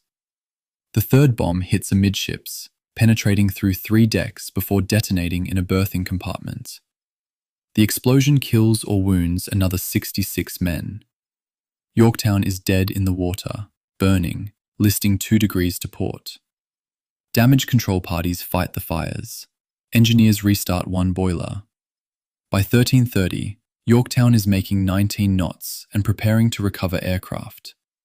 The damage looks catastrophic. It's not. The ship will survive this attack.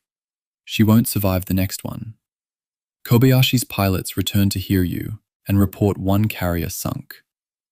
Yamaguchi doesn't celebrate. He orders an immediate second strike. 10 Nakajima B-5N Kate torpedo bombers, escorted by 6 Zeros. Led by Lieutenant Joichi Tominaga, the same officer who led the Midway strike that morning, and reported back that a second strike was necessary. Tominaga's plane was damaged over Midway, fuel tank hold, leaking gasoline. He could have transferred to an undamaged aircraft. He didn't. He briefed his pilots, climbed into the damaged plane, and launched. He knew he didn't have enough fuel to return. He led the strike anyway. That's not fatalism. That's math. Hiryu has 20 aircraft left. Tominaga is the most experienced strike leader aboard. The mission needs him more than the Navy needs him to survive the day. So he goes. It's the kind of decision that gets romanticized in histories, but I suspect Tominaga thought of it as administrative. You allocate resources where they're needed. He was a resource. He allocated himself. At 14:30, Tominaga's strike finds Yorktown again. The carrier has restarted her boilers and is recovering fighters. From a distance, she looks operational. The pilots can't tell she's the same carrier they hit 2 hours earlier. Different list angle, different smoke pattern. They identify her as a second carrier and attack. 2 torpedoes hit Yorktown's port side, below the waterline, rupturing fuel tanks and flooding the forward engine room. The carrier lists 26 degrees to port. Power fails. Auxiliary generators come online, but they can't run the pumps fast enough to counter flood. Captain Elliot Buckmaster orders abandon ship at 1500 hours. 2,270 men go over the side into the water. Destroyers move in to pick them up. 5 casualties during the attack. 0 casualties during the evacuation. Yorktown floats, abandoned, listing 26 degrees, still burning. She will float for another 2 days before a Japanese submarine finishes her. But Tominaga doesn't see that. His fuel runs out before he reaches Hiryu. He ditches in the ocean and is never recovered. Yamaguchi receives the second strike's report. A second carrier sunk. He now believes he's even the odds. 3 Japanese carriers lost, 2 American carriers destroyed. But Yorktown is the same carrier, hit twice. The pilots misidentified her because her damage profile changed between attacks. Smoke rising from different locations. List angle reversed by counterflooding. Enough difference to convince pilots under stress and time pressure that they were attacking a fresh target. Yamaguchi doesn't know this. He thinks the battle is balanced. He orders preparations for a third strike. Then, at 16:30, dive bombers from Enterprise find Hiryu.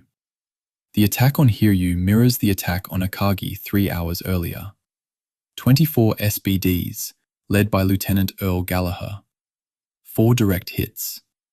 1 bomb strikes the forward elevator, jamming it and igniting fires in the upper hangar. 2 bombs hit amidships, penetrating the flight deck and detonating among aircraft being armed for the third strike. A 4th bomb hits aft, rupturing fuel lines. The pattern repeats. Fire spreads. Damage control crews fight.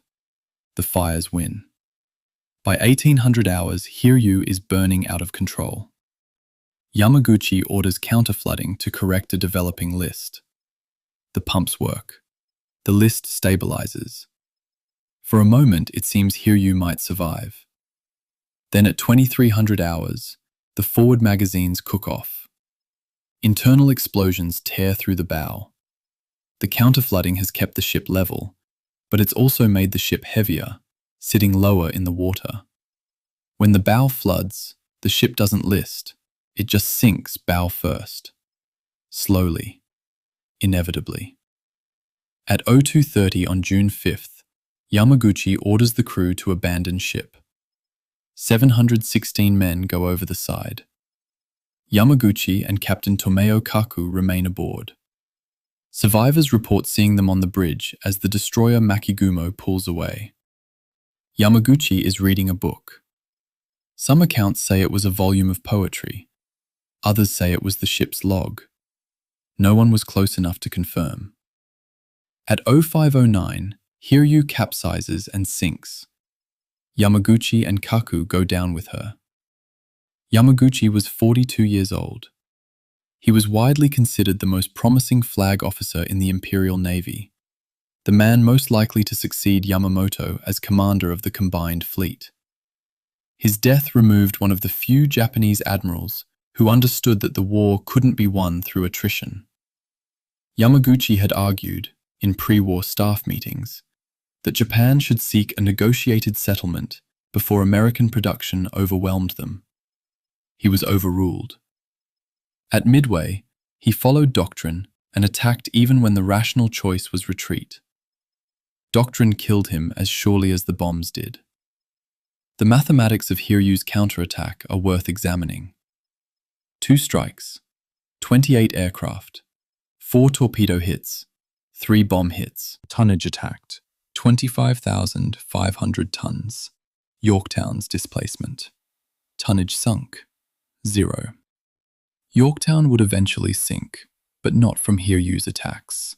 She'd survive long enough to be taken under tow, nearly saved, then torpedoed by a submarine 2 days later. Hiryu's strikes damaged Yorktown severely, but not fatally, and the cost was total. Hiryu expended her entire remaining air wing, 28 aircraft, 54 aircrew, for a tactical result that didn't change the strategic outcome. Even if Yamaguchi had sunk Yorktown outright, the Americans still had 2 undamaged carriers. Japan had 0. The counterattack was brave, it was aggressive, it was also futile. I'm troubled by the romanticization of Yamaguchi's decision to go down with his ship. Western accounts often frame it as Bushido honor, the samurai code demanding death over surrender. But Yamaguchi's final report, recovered from his cabin during the 2019 wreck survey, ends with this line: "I have failed my emperor and my men. I cannot return." That's not honor, that's despair. He's not choosing death because the code demands it. He's choosing death because he believes he's earned it through failure. There's a difference. Honor is fulfilling an obligation. Despair is punishing yourself for not fulfilling it. Yamaguchi stayed aboard Hiryu, not because protocol required it, but because he couldn't face the alternative. Returning to Japan, reporting the loss of 4 carriers, enduring the humiliation and the questions and the quiet disgrace. Death was easier. That's not noble, it's tragic. The wreck of Hiryu sits at 17,400 feet. The Ocean Exploration Trust surveyed it in 2025, using remotely operated vehicles equipped with high-resolution cameras. The footage shows counterflooding in action. Ballast tanks on the starboard side were deliberately flooded to correct the list caused by the bomb damage. It almost worked. The ship is resting level on the bottom, bow crumpled from the magazine explosion, stern relatively intact. The bridge is gone, collapsed when the ship capsized. If Yamaguchi's body is still aboard, it's somewhere in the wreckage, indistinguishable from the rust and coral after 84 years underwater. The ROV footage lingers on the ship's nameplate, still visible on the hull. Hiryu, Flying Dragon. The kanji characters are half obscured by marine growth, but still legible. Flying dragons don't drown. Except this one did. Modern carrier doctrine doesn't allow for Yamaguchi's situation. If a carrier is the last operational unit in a strike group, doctrine mandates withdrawal, not attack. Preserve the asset. Live to fight another day. No heroic last stands. No sacrificial charges. That's not cowardice, it's mathematics. A surviving carrier can be repaired, rearmed, and redeployed. A sunken carrier is gone forever. The IJN's cultural emphasis on decisive battle, on attacking even when outnumbered, on choosing annihilation over retreat, that doctrine killed 4 carriers at Midway. Yamaguchi followed the doctrine faithfully. He attacked when he should have withdrawn. And he died believing he'd failed, when in fact, he'd succeeded at doing exactly what the doctrine demanded. The doctrine was the failure. Yamaguchi was just its most competent executor. June 5th, 1942, 6 o'clock in the morning. USS Yorktown floats dead in the water, listing 23 degrees to port, abandoned for 16 hours. A skeleton salvage crew of 170 men rows back aboard in whaleboats. Their mission? Save a ship the Navy has already written off. Lieutenant Commander Aldrich, the damage control officer, leads the team. He surveys the damage. Flooded boiler rooms, jammed rudder, 2,000 tons of seawater in the hull. But the keel is intact. The hull isn't holed below the waterline, and one boiler can potentially be restarted. Aldrich radios Admiral Fletcher. We can save her. The race begins. So does the clock. Because 220 miles away, Japanese submarine I-168 has just received orders. Locate and sink the damaged American carrier. Yorktown's survival after Hiryu's attacks was extraordinary. 3 bombs and 2 torpedoes. Most carriers would have sunk within hours. Yorktown stayed afloat because of damage control doctrine drilled into the crew during months of training. When the bombs hit, damage control parties sealed bulkheads, isolated fires, and jettisoned topweight to prevent capsizing. When the torpedoes hit, they counterflooded to correct the list, shut down ruptured fuel lines to prevent fires, and evacuated non-essential personnel in an orderly fashion. The evacuation took 90 minutes. 5 men died during the attacks. 0 died during the evacuation. That's not luck. That's training. American carriers practiced damage control weekly. Crews ran through fire drills, flooding drills, abandoned ship drills, until the procedures were automatic.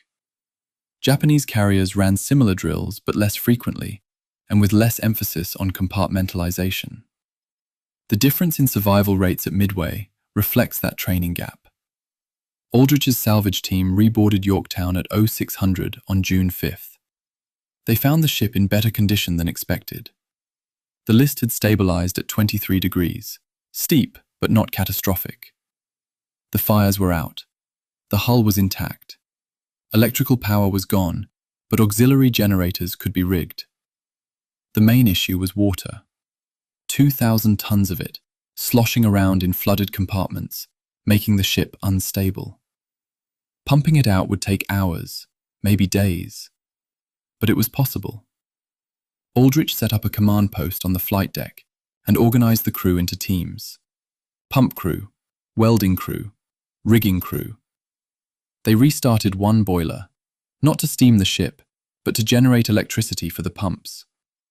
By 0800, water was flowing overboard. By 1000, the list had decreased to 17 degrees. By noon, it was down to 12 degrees. The ship was stabilizing. Aldrich radioed Fletcher again. "Give us 48 hours, we'll have her under tow." The destroyer Hammond moored alongside Yorktown to provide auxiliary power and pump capacity. Hammond's crew rigged fuel lines, water lines, and electrical cables between the 2 ships. It was a standard salvage configuration, practiced during pre-war exercises. The 2 ships were lashed together, rising and falling with the ocean swell, grinding against each other. Rubber fenders kept the hulls from tearing each other apart. It was precarious, but it worked. By midday on June 6th, the list was down to 2 degrees, nearly vertical. Yorktown's rudder was still jammed, but tugboats were en route from Pearl Harbor. The plan was to tow Yorktown, stern first, back to Hawaii, a 1,000-mile journey that would take 2 weeks. It was feasible. Then, submarine I-168 arrived. Lieutenant Commander Yahachi Tanabe, commanding I-168, had been stalking the American task force for 2 days. He'd been depth-charged twice, forced deep, and nearly sunk. His batteries were low. His crew was exhausted. But he'd located Yorktown through periscope observations and radio intercepts. On the morning of June 6th, he maneuvered I-168 into attack position. The American destroyer screen, 5 destroyers circling Yorktown in an anti-submarine patrol, detected him. Destroyer Balch dropped depth charges at 1,300 hours. Tanabe went deep, 90 meters, deeper than American depth charges were typically set for. The charges exploded above him, rattling the submarine, but causing no critical damage. The destroyers assumed they'd sunk him. They resumed their patrol pattern. Tanabe crept forward, submerged, using passive sonar to navigate. At 1336, he was 500 meters from Yorktown. He fired 4 Type 95 torpedoes. 1 torpedo missed. 2 hit Yorktown, striking below the armor belt on the starboard side. The impacts ruptured fuel tanks and flooded sealed compartments faster than the pumps could compensate. The 4th torpedo hit Hammond, moored alongside. Hammond broke in half. The destroyer's depth charges, still set to safe, detonated as the stern section sank, killing dozens of men in the water. Hammond sank in 4 minutes. 80 men died, some from the torpedo, most from the depth charge explosions. Yorktown's salvage crew abandoned ship for the 2nd time. Aldrich was the last man off. He stood on the flight deck, watching the list increase. 2 degrees, 5 degrees, 10 degrees. Knowing they'd been 16 hours away from saving her. The mathematics were cruel. 2 torpedoes. Less than a ton of explosive. 2,000 tons of ship already struggling against 2,000 tons of floodwater. The torpedoes tipped the balance. Yorktown capsized and sank at 0500 on June 7th. Final position, 30 degrees, 36 minutes north, 176 degrees, 34 minutes west. 16,650 feet deep. I-168 escaped.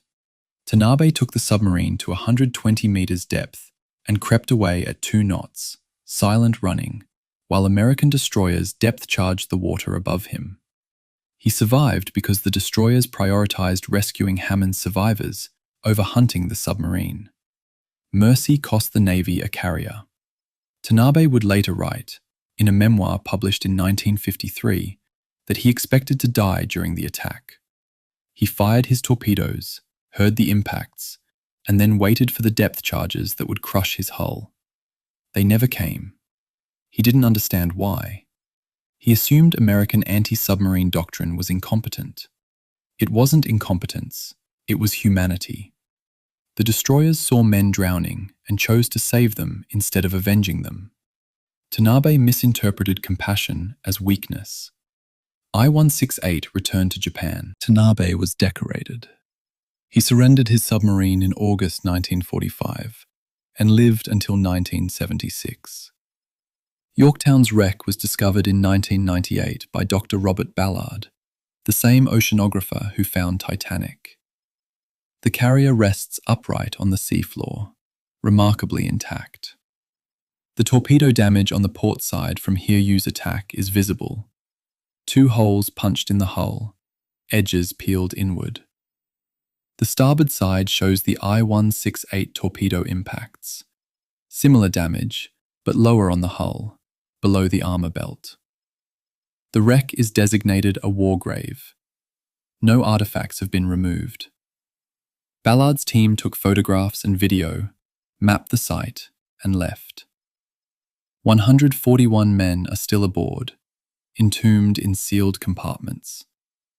The ocean has preserved them better than any cemetery could.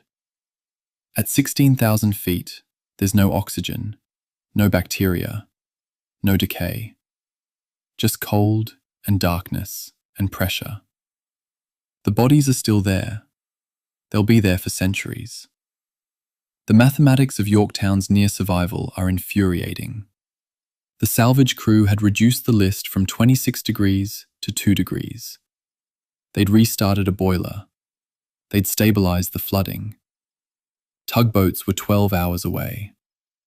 If I-168 had arrived 12 hours later, Yorktown would have been under tow, moving at 3 knots, surrounded by a tighter destroyer screen.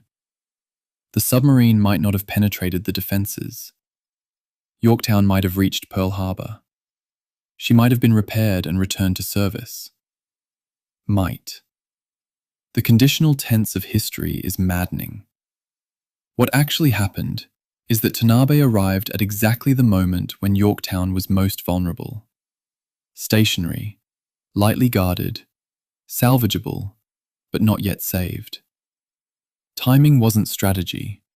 It was accident. Again. Modern anti-submarine doctrine would not have allowed I-168 to attack. Current US Navy carrier strike groups maintain submarine exclusion zones of 50 nautical miles around high-value units. Active sonar, helicopter patrols, P-8, Poseidon, maritime patrol aircraft, attack submarines screening ahead of the formation. A World War II-era diesel-electric submarine trying to penetrate a modern screen would be detected, localized, and sunk long before it reached firing range. The technology exists to prevent what happened to Yorktown, but in 1942, the technology didn't exist. Destroyers had primitive sonar, active pinging that revealed the destroyer's location as clearly as it revealed the submarines. No helicopters. No air support beyond the occasional PBY Catalina patrol plane. No data links sharing contact information between ships. Each destroyer operated independently, listening on passive sonar, dropping depth charges when they thought they heard something. It was guesswork. Tanabe exploited the gaps. Yorktown's loss didn't change the outcome of the battle. By June 6th, the strategic result was decided. Japan had lost 4 carriers. America had lost 1. The exchange ratio favored the US by any metric. But Yorktown's loss mattered psychologically. The Navy had nearly saved her. They'd fought fires, pumped water, stabilized the list, and come within hours of success. Then a submarine undid all that work in 90 seconds. It's the kind of loss that feels personal, not inevitable, but preventable. If the depth charges had been set deeper, if the destroyer screen had been tighter, if the salvage crew had worked faster, if, the conditional tense again. History is full of ifs that didn't happen, and Yorktown sank anyway. June 4th, 1942, 8:15 in the morning. USS Nautilus, submerged at periscope depth, has a perfect firing solution on the Japanese battleship Kirishima. Range, 2,700 yards. Speed, 18 knots. Angle on bow, 70 degrees. Lieutenant Commander William Brockman orders 3 Mark 14 torpedoes fired. Time to impact, 82 seconds. The crew waits. Explosion? No. A dull thud. Then another. Then silence. Post-battle analysis would reveal 1 torpedo hit Kirishima and failed to detonate. 1 ran 10 feet too deep and passed under the target. 1's gyroscope failed, and the torpedo circled back toward Nautilus, forcing Brockman to order an emergency dive to avoid being sunk by his own weapon. This isn't an outlier. This is typical of US submarine operations in 1942. The torpedoes didn't work. The Bureau of Ordnance knew. They hadn't fixed it. and submariners kept dying because bureaucrats refused to admit pre-war testing had been inadequate. Nautilus was positioned directly in the path of the Kido Butai that morning. Brockman had surfaced during the night, charged batteries, and submerged before dawn to intercept the Japanese fleet. It was textbook aggressive tactics, putting your submarine in the enemy's expected path and waiting. When the battleships appeared at 8 o'clock, Brockman maneuvered Nautilus into attack position. He didn't target the carriers. They were too far away, screened by cruisers and destroyers. He targeted Kirishima because it was close, moving predictably, and big enough that missing would require criminal incompetence. He fired 3 torpedoes, missed anyway. Not because of poor fire control, but because the torpedoes were defective. The destroyer Arashi counterattacked. 30 minutes of depth charging. 42 depth charges dropped. Nautilus went to 300 feet, 30 feet above crush depth. The hull groaned. Light bulbs shattered. Insulation flaked from the bulkheads. Men vomited from fear and oxygen deprivation. Brockman ordered silent running. Engines off, fans off, all non-essential systems off. The crew sat in darkness, breathing shallowly, listening to the destroyer's screws overhead and the ping of active sonar against the hull. Each depth charge sounded like a hammer hitting a church bell from the inside. You didn't hear the explosion. You felt it. A pressure wave that squeezed your lungs and made your ears pop. 42 of them. The crew thought they were going to die. They didn't. Arashi ran out of depth charges and rejoined the fleet.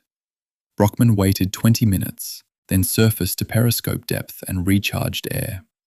His log entry reads, evaded depth charge attack, minor damage, continuing patrol. That's submariner understatement. Minor damage meant cracked welds, damaged ballast controls, and a hydraulic leak that wouldn't be fixed until they returned to Pearl Harbor. At 1300 hours, Brockman sighted what he believed was a battleship. It was Kaga, burning and adrift after the dive bomber attacks. Brockman maneuvered into firing position and launched 2 more Mark 14s. One was a dud, one hit, and failed to detonate. The Mark 14's magnetic exploder, designed to sense a ship's magnetic field and detonate underneath the keel, was defective. It either triggered prematurely, exploding in the torpedo's wake, harmlessly, or didn't trigger at all. The contact exploder, a backup detonator that should fire on impact, had its own problems. The firing pin was too fragile. When the torpedo hit at high speed, the pin crumpled instead of striking the primer. The torpedo bounced off the target like a rubber ball. Kaga was hit by a dud torpedo and didn't even notice. She was too busy burning. At 18:30, Brockman stalked a damaged heavy cruiser, fired 1 torpedo, missed. At this point, Nautilus had expended 9 torpedoes, half her total loadout. Confirmed hits, 2. Confirmed sinks, 0. Brockman surfaced and contemplated using the deck gun, a 3-inch pop gun that could theoretically harass a cruiser but not sink it.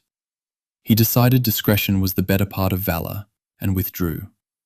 His patrol report, filed on June 8th, is scathing. He describes the Mark 14's failures in detail and recommends immediate testing to identify the flaws. The Bureau of Ordnance read the report, filed it, ignored it. They'd received similar reports from dozens of submarine commanders. They ignored all of them. The official position was that the torpedoes worked fine and crews were using them incorrectly. The Mark 14 wasn't fixed until late 1943, 2 years into the war, after submariners essentially mutinied and conducted their own unauthorized field tests, proving the torpedoes were defective. The irony is that Nautilus inadvertently contributed more to the American victory by attracting Arashi than by any of her torpedo attacks. Arashi's dash to rejoin the fleet after depth charging Nautilus created the wake that Wade McCluskey followed to the Japanese carriers. Nautilus didn't plan this, didn't know it happened. Brockman's report doesn't mention it. He thought his contribution to the battle was nil. 9 torpedoes fired, 0 hits, 30 minutes spent dodging depth charges. He considered the patrol a failure. Only later, when historians cross-referenced timelines, did it become clear that Nautilus had accidentally set up the decisive attack. The submarine's failure became its success, not through competence, but through random chance. The Mark 14 torpedo had 3 critical flaws. First, the magnetic exploder triggered prematurely because it was calibrated for the North Atlantic's magnetic field, not the Pacific's. The variation in Earth's magnetic field between latitudes caused the exploder to sense phantom magnetic signatures. Second, the contact exploder's firing pin was too weak. Bureau of Ordnance had designed it based on slow-speed testing, dropping torpedoes into water from stationary test stands. In actual combat, torpedoes hit at 46 knots. The impact force crushed the firing pin before it could detonate the warhead. Third, the depth-keeping mechanism ran 10 feet deeper than set. If you set a torpedo to run at 10 feet depth, it ran at 20 feet, passing underneath destroyers and cruisers, missing entirely. These flaws were identified during wartime testing by submarine crews and independent engineers. The Bureau of Ordnance refused to accept the data. Admitting the torpedo was defective meant admitting pre-war testing was inadequate. That would embarrass senior officers who'd overseen the Mark 14's development. Career preservation trumped operational effectiveness. I'm enraged by this. Brockman and his crew did everything right. Perfect stalking, perfect fire control, perfect execution. They were betrayed by their own weapons. Imagine being depth charged for 30 minutes, surviving by inches, surfacing to continue the attack, and then your torpedoes don't work. Imagine filing a report explaining the failures and being told you're wrong. The torpedoes work fine. You must have made a mistake. Imagine watching other submarines return from patrol with the same story. Dud torpedoes, contact failures, premature detonations, and watching the Bureau of Ordnance shrug and do nothing. That's not a technological failure. That's an institutional failure. A bureaucracy more interested in protecting its reputation than in fixing its products. The cost of the Mark 14's failures is hard to calculate precisely, but estimates suggest American submarines missed sinking approximately 150 Japanese merchant ships and 30 warships during 1942 and 1943 due to torpedo defects. That's roughly 4 million tons of shipping that should have been on the bottom, but wasn't. The Pacific War might have ended 6 months earlier if American torpedoes had worked as designed. Submariners died. 22 submarines lost between 1942 and 1943. Some because they had to attack from closer range to compensate for torpedo unreliability, making them more vulnerable to counterattack. The Bureau of Ordnance's refusal to fix the Mark 14 killed American sailors, not Japanese action, bureaucratic pride. Nautilus returned to Pearl Harbor on June 13th. Brockman submitted his patrol report, which included detailed sketches of torpedo failures, testimony from the crew, and recommendations for immediate testing. The report was forwarded to the Bureau of Ordnance. They replied with a letter thanking Brockman for his observations and noting that further investigation was not warranted at this time. The Mark 14 remained in service, unchanged, for another 16 months. In September 1943, Rear Admiral Charles Lockwood, commander of the Pacific Submarine Force, conducted unauthorized live-fire tests against cliffs in Hawaii. The tests confirmed what submariners had been saying for 2 years. The contact exploder didn't work. Lockwood ordered submarine tenders to deactivate the magnetic exploder and modify the contact exploder by reinforcing the firing pin. The fix was a field modification, done without Bureau of Ordnance approval. It worked.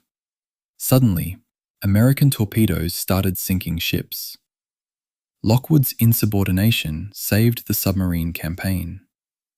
The Bureau of Ordnance eventually approved the fixes, quietly, without acknowledging they'd been wrong for 2 years.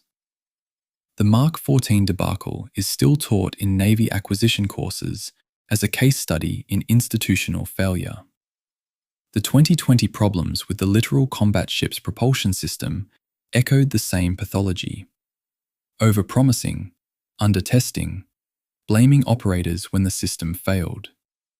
The Navy's institutional memory should have learned from the Mark 14. Apparently, it didn't. The lesson is simple. Test your weapons under combat conditions before you issue them to people whose lives depend on them. And when operators report problems, believe them. The alternative is dead sailors and wasted resources. Midway should have taught that lesson. The Mark 14 should have reinforced it. And yet, 84 years later, the lesson still needs teaching. January 15th, 1942. Aboard Yamato, anchored in Hiroshima Bay, Rear Admiral Matome Ugaki opens a manila folder stamped Most Secret. Inside, production estimates comparing American and Japanese industrial capacity. Steel production, 1941.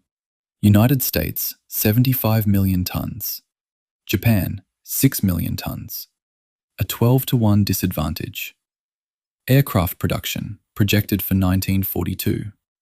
United States, 48,000 aircraft. Japan, 8,800. A 5-to-1 gap. Shipyard capacity. The United States can build a fleet carrier in 18 months. Japan requires 36 months. Ugaki writes in his diary, and I'm paraphrasing the translation, "We are fighting an enemy who can replace every loss twice over. Unless we win decisively within 1 year, we will drown in American steel." Midway was supposed to be that decisive victory. It wasn't. And the numbers Ugaki stared at in January became prophecy by June.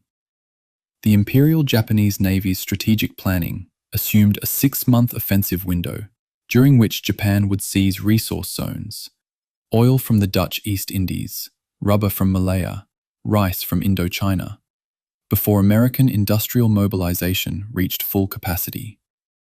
The attack on Pearl Harbor was meant to buy those 6 months by crippling the Pacific Fleet. But Pearl Harbor missed the carriers. By April 1942, the 6-month window was closing. Japan had conquered its target territories.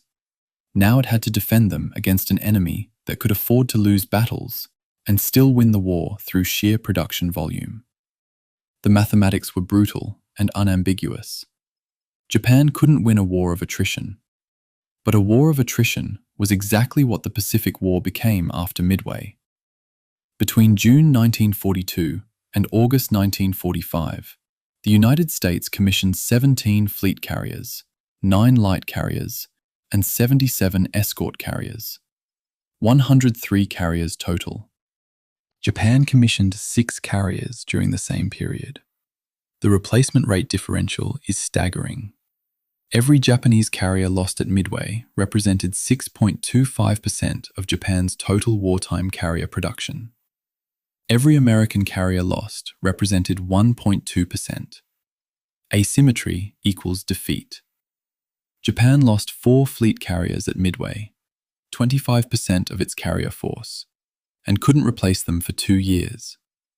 America lost 1 fleet carrier and replaced it within 6 months. The Battle of Midway didn't destroy Japan's ability to fight. It revealed that Japan never had the capacity to win. The pilot attrition rates are even more damning. Japan lost approximately 110 trained naval aviators at Midway.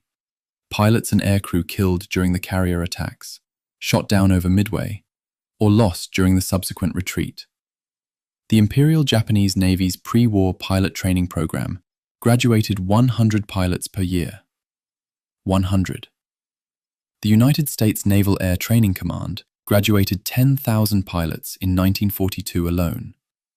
100-to-1 production advantage. By 1944, Japan was sending pilots into combat with 50 hours of flight time. American pilots had 300-plus hours. The quality gap became a chasm.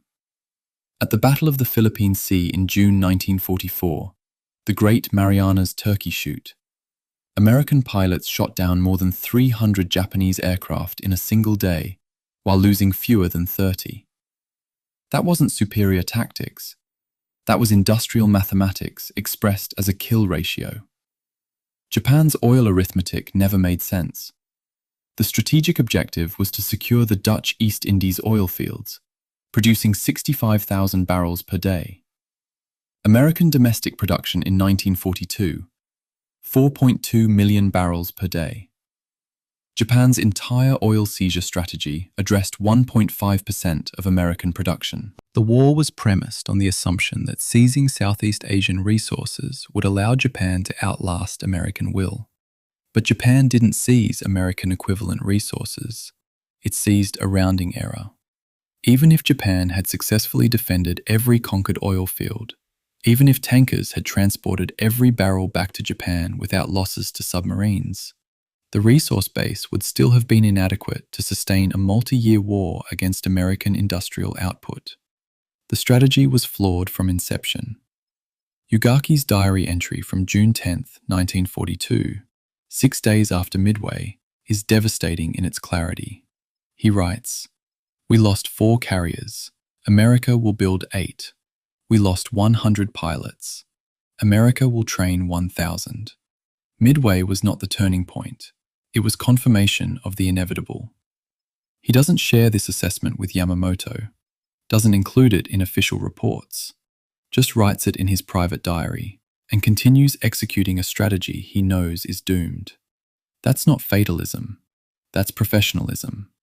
Staff officers don't get to choose strategy. They implement the strategy chosen by their superiors. Ugaki understood the war was unwinnable. He executed his duties anyway, because that's what staff officers do. Competence in service of futility. The United States employed modular construction techniques for carriers. The Essex-class design used prefabricated sections built in multiple shipyards, then transported to a primary assembly yard for final integration.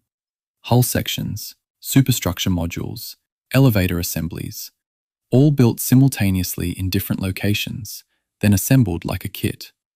This allowed construction times of 15 to 18 months per carrier. Japan used traditional keel-up construction in a single yard per ship. Every component was custom-fitted during assembly. No standardization, no modular sections. The Unryu-class carriers, Japan's emergency wartime design, took 24 to 30 months to build. American innovation in logistics and manufacturing process mattered more than innovation in ship design. Japan built better individual carriers. America built more carriers, faster. Quantity has a quality all its own. The 2-to-1 tonnage advantage Japan possessed at Midway is misleading. Yes, Japan committed 145,892 tons of warships versus America's 75,340 tons. But tonnage deployed matters less than tonnage replaceable. America's wartime production capacity was effectively unlimited. Japan's was constrained by steel production, shipyard capacity, and access to raw materials. Every ship Japan lost was irreplaceable. Every ship America lost was already being replaced before it sank. The Battle of Midway exchanged 4 Japanese carriers for 1 American carrier. That's a 4-to-1 exchange ratio in America's favor. But even if the ratio had been reversed, 4 American carriers lost, 1 Japanese carrier lost, America would still have won the war because the production differential would have overcome the tactical loss. I'm struck by how Japan's admirals knew they couldn't win a long war and started one anyway. That's not courage, that's strategic suicide. Yamamoto's pre-war statement, "I can run wild for 6 months, after that I guarantee nothing," is often quoted as prophetic. It's more accurate to call it diagnostic. He understood the constraints. He communicated the constraints to civilian leadership. They ignored him. The decision to go to war was made by politicians and ideologues who didn't understand industrial math. The Navy executed a war plan it knew was unwinnable because the alternative, refusing to execute national policy, was institutionally impossible. Civilian control of the military is a foundational principle of democratic governance. In Japan's case, it meant military professionals implemented a strategy they knew would fail. The U.S. Navy's 1942 Ocean Navy Act, passed in July 1940, authorized construction of 18 fleet carriers before Pearl Harbor. The American industrial mobilization didn't begin after Pearl Harbor. It began a year earlier. Japan attacked a nation that was already mobilizing, already building carriers, already training pilots. Midway didn't awaken the sleeping giant. The giant was already awake. Japan just didn't realize it yet. By June 1942, 7 of the authorized fleet carriers were already under construction. Midway accelerated some timelines and shifted some priorities, but the production curve was already established. Japan didn't lose the war at Midway. Japan lost the war in 1940, when American shipyards started building carriers at industrial scale. The comparison to modern US-China strategic competition is unavoidable. As of 2026, China operates 3 carriers.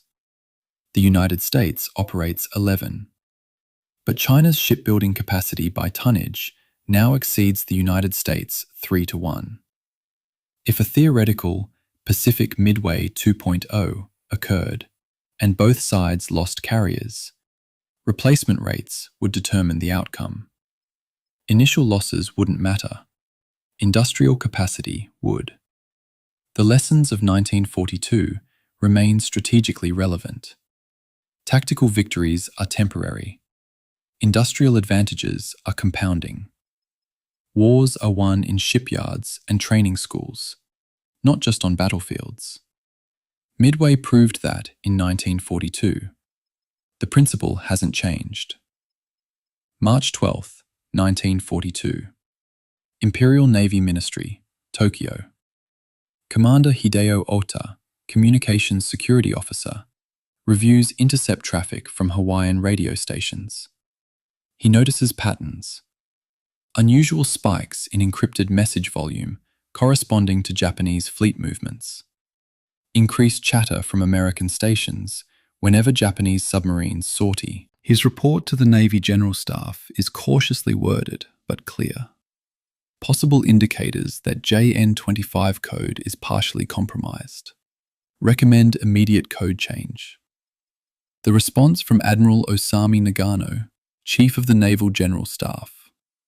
JN25 is mathematically unbreakable. Your concerns are noted, but not actionable. 3 months later, the US Navy ambushes the Kido Butai at Midway because Station Hypo has read the operational orders. Ota's warning was ignored. 3,500 Japanese sailors died because institutional arrogance overruled operational security. The JN25 Naval Code was, in theory, secure. It used a 2-book system, a codebook assigning 5-digit numbers to words and phrases, and an additive book containing random 5-digit numbers that were mathematically combined with the code groups. Breaking it required obtaining codebooks, which the Allies did from captured documents and downed aircraft, and frequency analysis of thousands of intercepted messages. The Imperial Navy assumed that even if an enemy captured a codebook, the additive system made decryption impossible without the second book. They were wrong. Station Hypo broke JN25 not by capturing both books, but by statistical analysis, pattern matching, and educated guessing. The process was slow, labor-intensive, and incomplete. But 15% coverage was enough to read operational orders, enough to know the target, enough to position 3 carriers at point luck and wait. February 1942 should have been the warning. American newspapers published accurate details of Japanese fleet movements, including ship names and operational areas. Japanese intelligence assumed the source was spies in Hawaii, possibly Japanese Americans sympathetic to the homeland. The possibility of code breaking was dismissed as implausible. Why? Because the Naval General Staff had been assured by cryptographers that JN-25 was unbreakable. The cryptographers, in turn, had based their assurances on theoretical mathematics, not operational testing. No one had attempted to break JN-25 from first principles to verify its security. The assumption of invulnerability became doctrine. Doctrine became unquestionable, and questioning doctrine was career suicide. The Battle of the Coral Sea in May should have been the confirmation. American carriers intercepted the Japanese invasion fleet with no reconnaissance errors. Perfect positioning, perfect timing, as if they'd read the operation order. They had. Japanese post-battle analysis concluded, coincidence, possibly aided by long-range reconnaissance aircraft we failed to detect. The alternative, that JN-25 was compromised, was too uncomfortable to accept. Otter submitted a second report in late May, after Coral Sea, reiterating his concerns. This report included statistical analysis showing correlation between Japanese radio transmissions and American fleet movements. The report was forwarded to the Navy General Staff. It was filed. It was not acted upon. May 20th, 1942. The Water Ruse. Station Hypo had Midway send a plain language radio message reporting a broken desalination plant and fresh water shortage. 2 days later, Japanese radio traffic referenced AF water supply issues. Otter's team intercepted the same message. One of his analysts flagged it as suspicious. Why would AF report a water shortage in plain language, then have it referenced in encrypted traffic 2 days later? This smells like a trap. Otter drafted a memo to his superiors, suggesting this might be an American attempt to confirm code breaking. The memo was filed and forgotten. The possibility that the Americans were testing whether Japan could detect code breaking was too meta, too paranoid sounding. Easier to dismiss it as coincidence than to follow the logic to its conclusion. June 4th, 1942.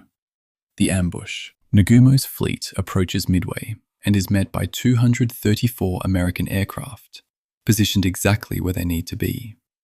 Japanese radio operators intercept American carriers transmitting unencrypted position reports, meaning the Americans aren't worried about being located. They already know where the Japanese are. Otter's post-battle testimony, given during American interrogations in 1946, includes this line: "I knew we'd been compromised the moment the attack began. No one believed me." He submitted another report in late June, after the battle, recommending immediate code change and full security audit. The code change happened on June 7th, 3 days after Midway, but only because it was already scheduled as part of routine protocol, not because of Otter's warnings. The compartmentalization failure is what haunts me. American ultra-intelligence, code-breaking results, was restricted to 14 senior officers in the Pacific Theater. That's it. 14 people knew that JN-25 was compromised. Nimitz knew. Fletcher knew. Spruance knew.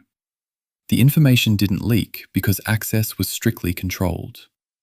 Japan's JN-25 security protocols were known to more than 300 officers, including junior staff who didn't need the information but had access because they worked in communications sections.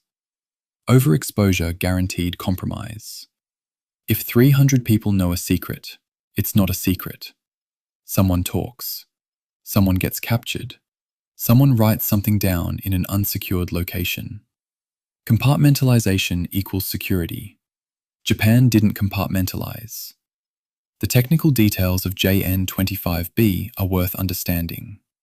The code used 45,000 possible code groups, 5-digit numbers representing everything from individual words to complete phrases. Hypo had broken approximately 6,750 groups by June, 15% coverage. That's partial, fragmentary, incomplete, but enough. Because military communications follow patterns. Operation orders include predictable elements: dates, locations, ship names, objectives. If you know the format, you can guess the content, even with incomplete decryption. Hypo analysts would see a partially decrypted message reading, "Blank blank will approach blank from bearing blank blank blank on blank blank," and fill in the blanks based on context, previous messages, and operational logic. It was cryptographic Sudoku.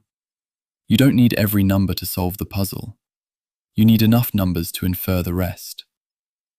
Japan's refusal to believe JN25 was broken stemmed from institutional pride. Admitting the code was compromised meant admitting that pre-war security assessments were inadequate. That would embarrass the Naval General Staff officers who'd approved JN25's adoption. That would raise questions about why American code-breaking capabilities had been underestimated. That would require explaining to the Emperor why the Imperial Navy's communications were being read by the enemy. Easier to deny the problem than to confront the implications.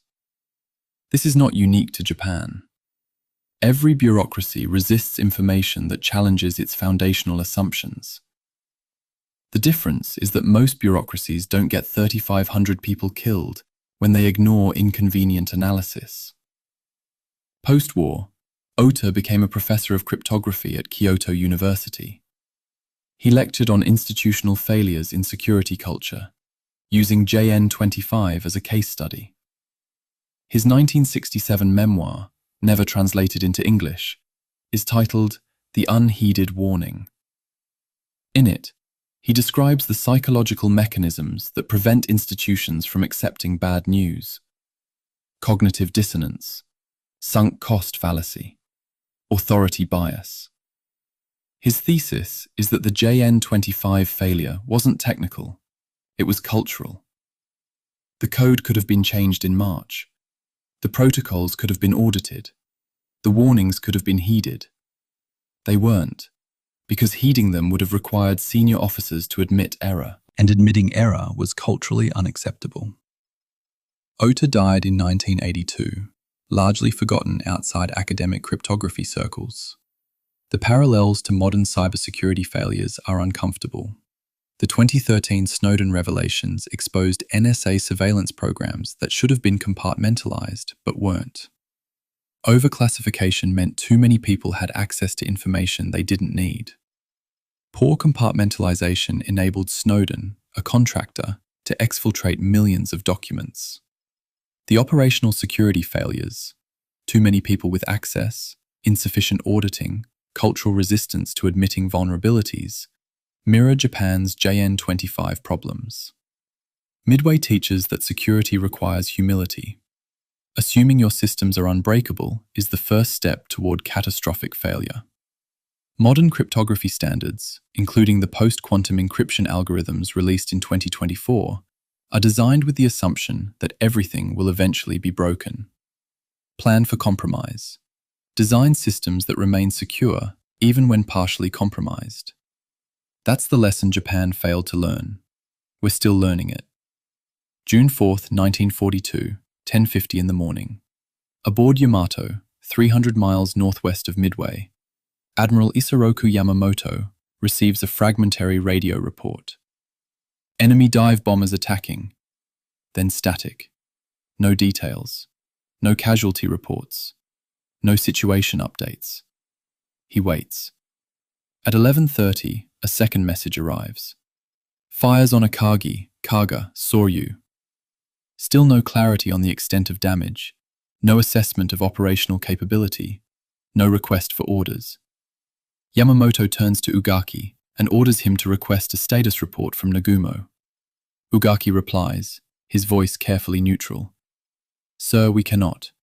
Radio silence protocols forbid transmission until we know the Americans cannot intercept."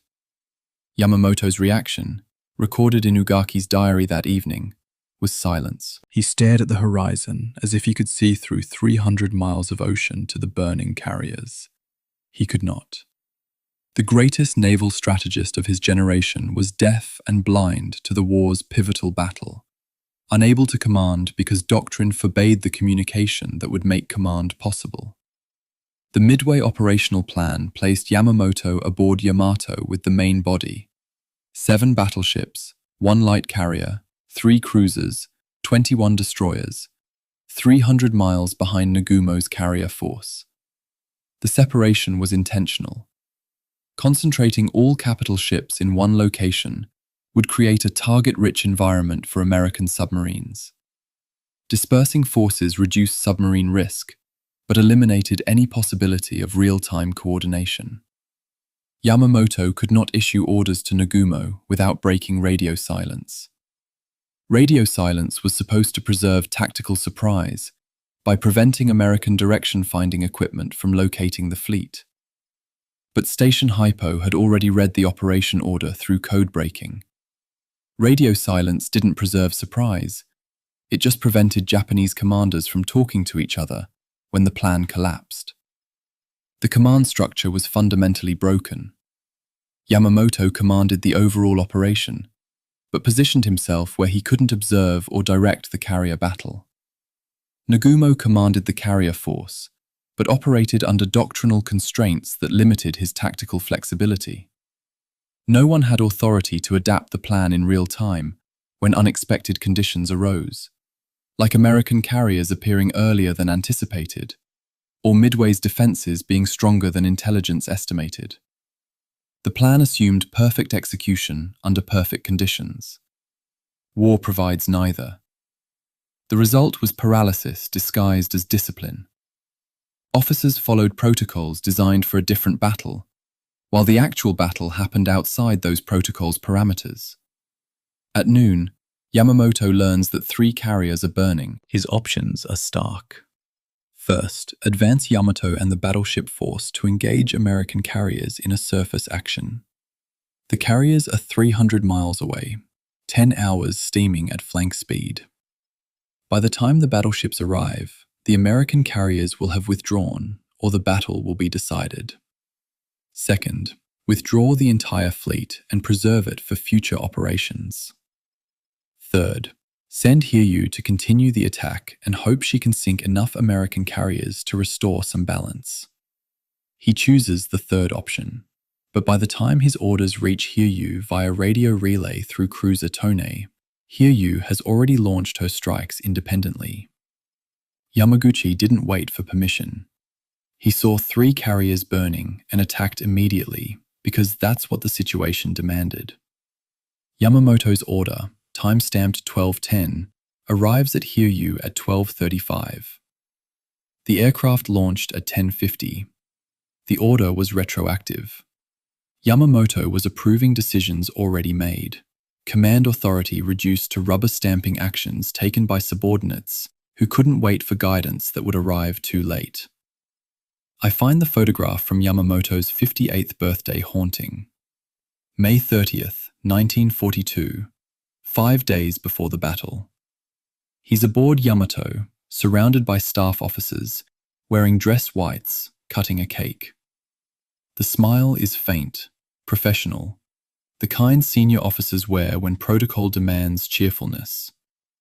But his eyes are tired. Not fearful, tired. The exhaustion of making irreversible decisions while knowing they might be wrong.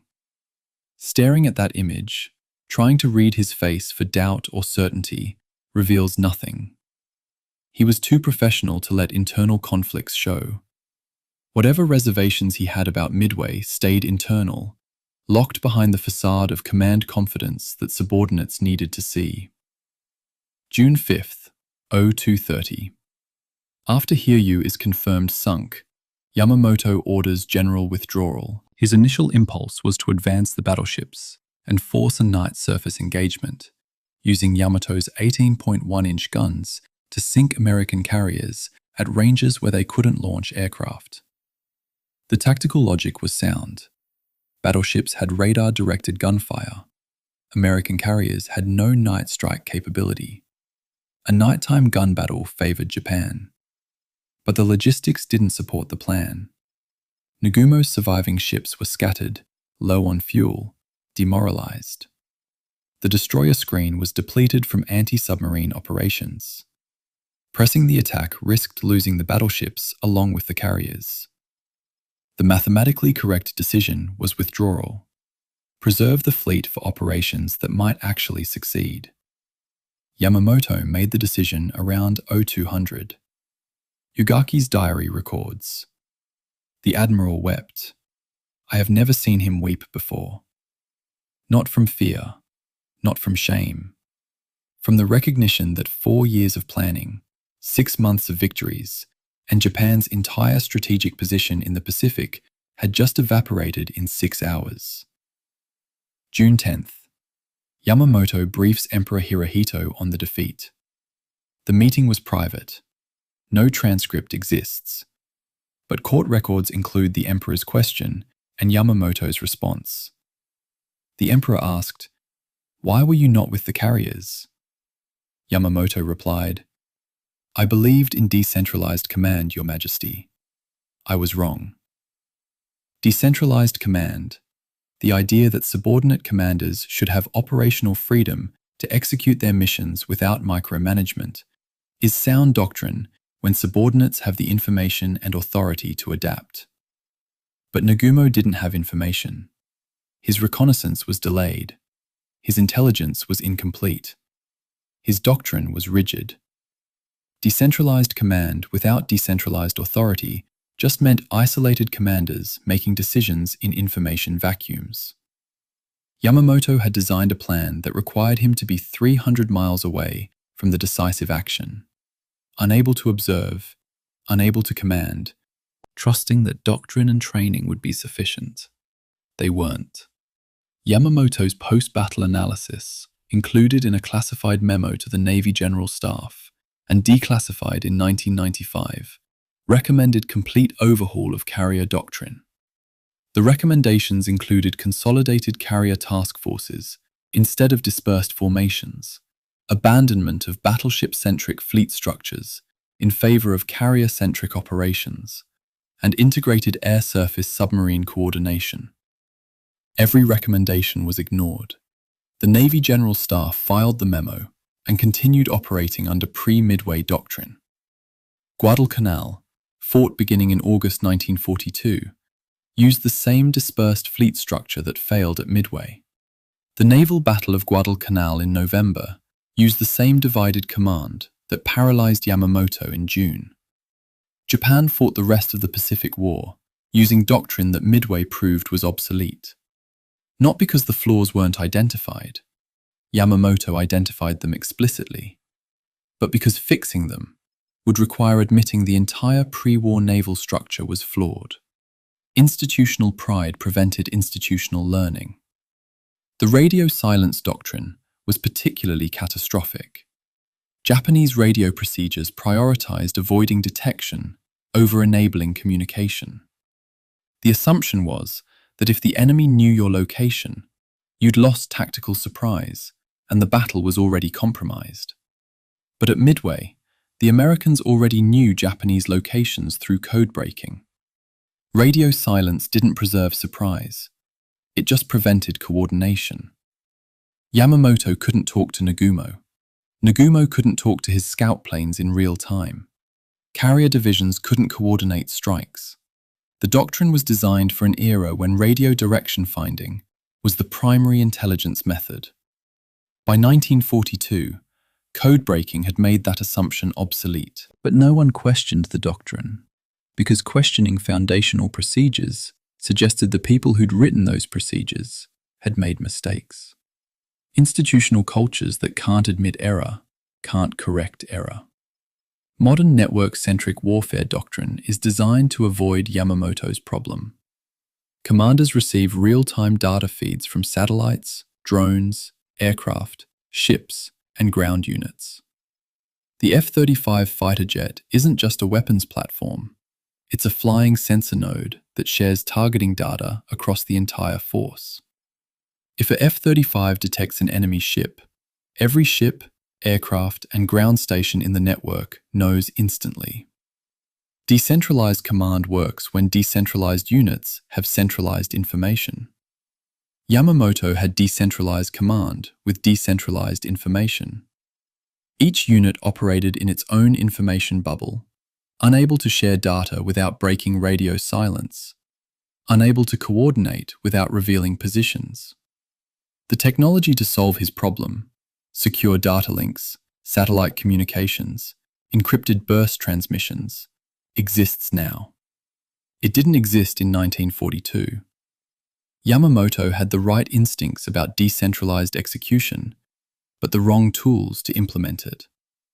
Technology eventually solved his problem, 80 years too late to save him or his carriers.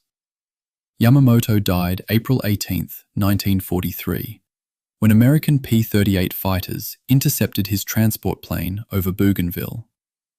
The Americans knew his flight schedule because they decrypted his itinerary using the same codebreaking that enabled the Midway ambush. He was killed by the intelligence failure he'd warned about, that Ota had warned about, that institutional arrogance had ignored. Poetic justice or tragic irony, depending on your perspective. He was 59 years old.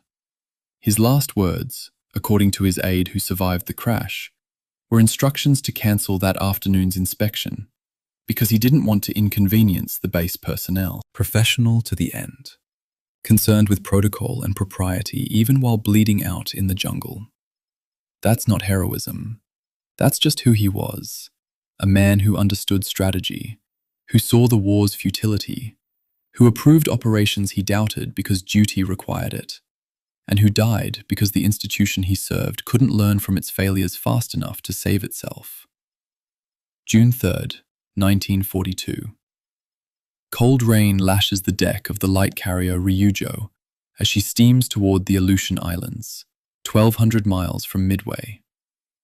Captain Tadao Kato reviews the invasion plan and writes in his log, later recovered from Japanese archives in 1987, an assessment that borders on insubordination. We are invading 2 barren islands with a combined permanent population of 0 residents, no strategic resources, and weather conditions that will cause frostbite in summer. The operation's justification is to draw American forces away from Midway. Intelligence confirms the Americans know Midway is the real target and are ignoring us. We are performing kabuki theater for an empty audience. The Aleutian operation was strategically pointless before it began, consumed resources Japan couldn't spare, and succeeded tactically while failing strategically. A perfect encapsulation of how institutions execute plans long after the rationale has evaporated. The Aleutian Islands stretch across the North Pacific like a 1,200-mile-long chain of volcanic rocks, separating the Bering Sea from the Pacific Ocean. The strategic value in 1942, effectively 0. No harbors suitable for capital ships, no airfields that could support heavy bombers, weather that grounded aircraft 250 days per year. Winds exceeding 50 miles per hour were normal. Fog was constant. Freezing rain in summer. The islands were militarily useless. Japan invaded them anyway because the invasion had been included in the Midway operation plan as a diversionary feint, and once the plan was approved, cancelling components required admitting the plan was flawed. Institutional momentum carried the operation forward even after its premise collapsed. June 3rd, Japanese carrier aircraft bombed the American naval base at Dutch Harbor, Alaska. Damage, minor. Fuel storage tanks hit, 1 barracks damaged, 12 casualties. The American response was to dispatch 12 P-40 fighters from Anchorage, a token defensive reinforcement that did nothing to weaken the force defending Midway. Meanwhile, at Midway, the United States had committed all 3 available carriers. The diversionary feint diverted no one. Japanese intelligence knew this. Radio intercepts confirmed American carriers were steaming toward Midway, not toward the Aleutians. The operation continued anyway. Why? Because ships were already en route. Ordnance was already loaded. Troops were already embarked. Cancelling would require new orders, new logistics, new timelines.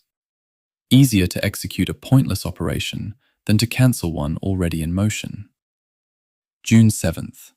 Japanese troops landed on Attu and Kiska, the westernmost Aleutian islands. They encountered 10 Aleut civilians on Attu, who were evacuated to Japan as prisoners and held until 1945, and 0 American military personnel. Kiska was uninhabited. The Japanese garrison on Attu eventually numbered 2,600 men. Kiska held 5,100. Supplying them required 2 submarine runs per month because surface ships were too vulnerable to American air attack from Alaska. The attrition rate from weather, disease, and malnutrition was 15% annually, worse than most combat zones. No strategic objectives were achieved. No American forces were tied down. The U.S. garrison in Alaska remained at 500 men throughout 1943. Japan committed 7,700 troops to hold 2 islands that had no military value and cost more to supply than they could ever provide. The cost-benefit analysis is damning. Japan diverted 34 warships, totaling 102,400 tons, and 2 light carriers to the Aleutians operation. If those forces had been at Midway, Nagumo would have commanded 6 carriers instead of 4. 2 additional carriers might have provided enough reconnaissance coverage to detect American carriers earlier, might have provided enough strike aircraft to overwhelm American defenses, might have changed the battle's outcome. Might. The conditional tense again. What actually happened is that Japan divided its forces, sent a third of its available strength to invade islands that didn't matter, and lost 4 carriers at Midway because the remaining force was barely adequate and had no margin for error. The Aleutians operation cost Japan nothing directly. Both light carriers returned undamaged, but cost everything indirectly by weakening the Midway force below the threshold needed for success. May 1943. The United States invaded Attu with 11,000 troops, supported by naval gunfire and air superiority. The Japanese garrison fought to annihilation. 2,900 Japanese soldiers dead, 28 captured. The battle was entirely unnecessary. Attu had no value to either side. Japan held it because they'd invaded it. America attacked it because Japan held it. Sunk cost fallacy as military strategy. The fighting was vicious. Hand-to-hand combat in fog and freezing rain. Japanese soldiers launching suicidal banzai charges rather than surrendering. American troops dying to capture volcanic rock that would never be used for anything. The US suffered 550 killed and 1,100 wounded, taking an island that didn't need to be taken. The battle mattered to the men who fought it. It mattered not at all to the war's outcome. July 1943. Japan evacuated Kiska under cover of fog. 5,100 troops withdrawn in a brilliantly executed operation using cruisers and destroyers, completed in under 2 hours before American forces could react. 2 weeks later, a combined US-Canadian invasion force of 34,000 troops assaulted Kiska and found it empty. They suffered 300 casualties from friendly fire, booby traps, and accidents during the landing, fighting an enemy that wasn't there. The entire Aleutians campaign is farce, tragedy, and absurdity compounded. Both sides committed tens of thousands of troops and dozens of ships to fight over islands that contributed nothing to victory or defeat. The men who died there died for rocks in the fog. I'm struck by how the Aleutians operation was initially proposed as a contingency plan, something to execute only if Midway failed and Japan needed to salvage operational initiative. It became part of the main plan through bureaucratic process, not strategic logic. A staff officer suggested it. Another staff officer liked it. A third wrote it into the operational order. By the time the order reached Yamamoto for approval, the Aleutians component was embedded in the plan's structure. Removing it would require rewriting the entire document. Yamamoto approved it, possibly without fully considering its implications, possibly because he was focused on the Midway component and treated the Aleutians as an acceptable sideshow. The operation acquired momentum through paperwork, not through strategic necessity.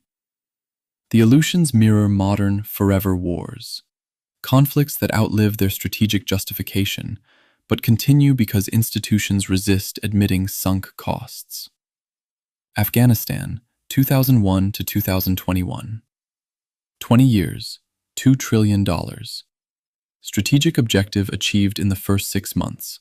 Al-Qaeda expelled, Taliban removed from power. The next 19.5 years were spent trying to justify staying, because leaving would mean admitting the blood and treasure spent after 2002 had been wasted. Japan spent 8,400 soldiers and 2 years holding the Aleutians. America spent 5,500 American and coalition lives and 2 decades in Afghanistan. Both campaigns succeeded tactically. Japan held the islands until they chose to evacuate. America maintained an Afghan government until they chose to withdraw, and failed strategically because the tactical success didn't contribute to winning the larger war. The lesson of the Aleutians is that quitting a bad strategy is harder than starting one. Once troops are committed, once casualties are taken, once resources are spent, the sunk costs create psychological and institutional pressure to continue. Admitting the operation was pointless would dishonor the dead. Continuing the operation kills more people for the same pointless objective, compounding the dishonor. The rational choice: withdraw, cut losses, reallocate resources to operations that matter, is emotionally and institutionally difficult. Japan held the Aleutians because withdrawing would mean admitting they'd wasted 7,700 troops on strategic theatre. America stayed in Afghanistan because withdrawing would mean admitting 20 years had been wasted. Sunk costs are a trap. Midway teaches that institutions fall into that trap reflexively, and extracting themselves requires courage that institutional cultures rarely reward. Modern strategic planning doctrine includes decision gates, predetermined points where operations are reassessed and cancelled if objectives aren't being met. The idea is to prevent Aleutian-style mission creep by building off-ramps into the plan from the start. If Objective A isn't achieved by date X, the operation terminates. No sunk cost fallacy. No institutional momentum. Just cold assessment and course correction. That doctrine exists because of lessons like the Aleutians. Whether it works is another question. Institutional inertia is powerful. Plans acquire constituencies, officers whose careers depend on the plan succeeding, contractors whose profits depend on the plan continuing, politicians who've publicly committed to the plan and can't reverse without admitting error. Decision gates get ignored or redefined. Objectives get adjusted to match outcomes, rather than outcomes adjusted to match objectives. The same dynamics that kept Japan in the Aleutians for 18 months keep modern military operations running decades past their useful lifespan. June 4th, 1942, 6 o'clock in the morning, Midway Atoll. Hollywood director John Ford, commissioned as a Navy lieutenant commander, crouches on the roof of a powerhouse with a 16mm camera, filming Japanese bombs falling. One bomb hits 50 feet away. Shrapnel tears through Ford's left arm, but he keeps filming. His footage, grainy, shaky, visceral, authentic, will become the Battle of Midway, the most watched war documentary of 1942, seen by millions in theaters nationwide. Ford's voiceover describes the battle as divine providence, and the servicemen as knights of the sky. The actual battle was chaos, luck, industrial mathematics, and men making decisions with incomplete information. Ford's version is myth. And the myth won the home front more effectively than facts ever could have. Ford captured bombing runs, anti-aircraft fire, Marine defenders manning guns, wounded being evacuated. His footage is raw. No musical score recorded on site, no scripted narration, just the sound of explosions and the whir of the camera mechanism. When he returned to Hollywood in late June, the Office of War Information ordered him to transform the raw footage into a morale film. He added a musical score, including My Country 'Tis of Thee and the Marines' Hymn. He added voiceover, emphasizing heroism and sacrifice, while omitting anything about codebreaking, still classified, or tactical mistakes. He added staged reenactment shots because some critical moments weren't captured on film. Bombs falling in the final cut are actually explosions filmed on a California soundstage and edited to look like aerial attacks. The film premiered in August 1942, 2 months after the battle. It won the Academy Award for Best Documentary. Its brilliant propaganda and questionable history. September 1942. Japanese media published vague reports of a strategic withdrawal from the Midway area. Domestic audiences were told the Navy was winning. The truth, 4 carriers lost, 3,500 sailors dead, was classified. Japanese civilians didn't learn Japan had lost Midway until after the surrender in August 1945.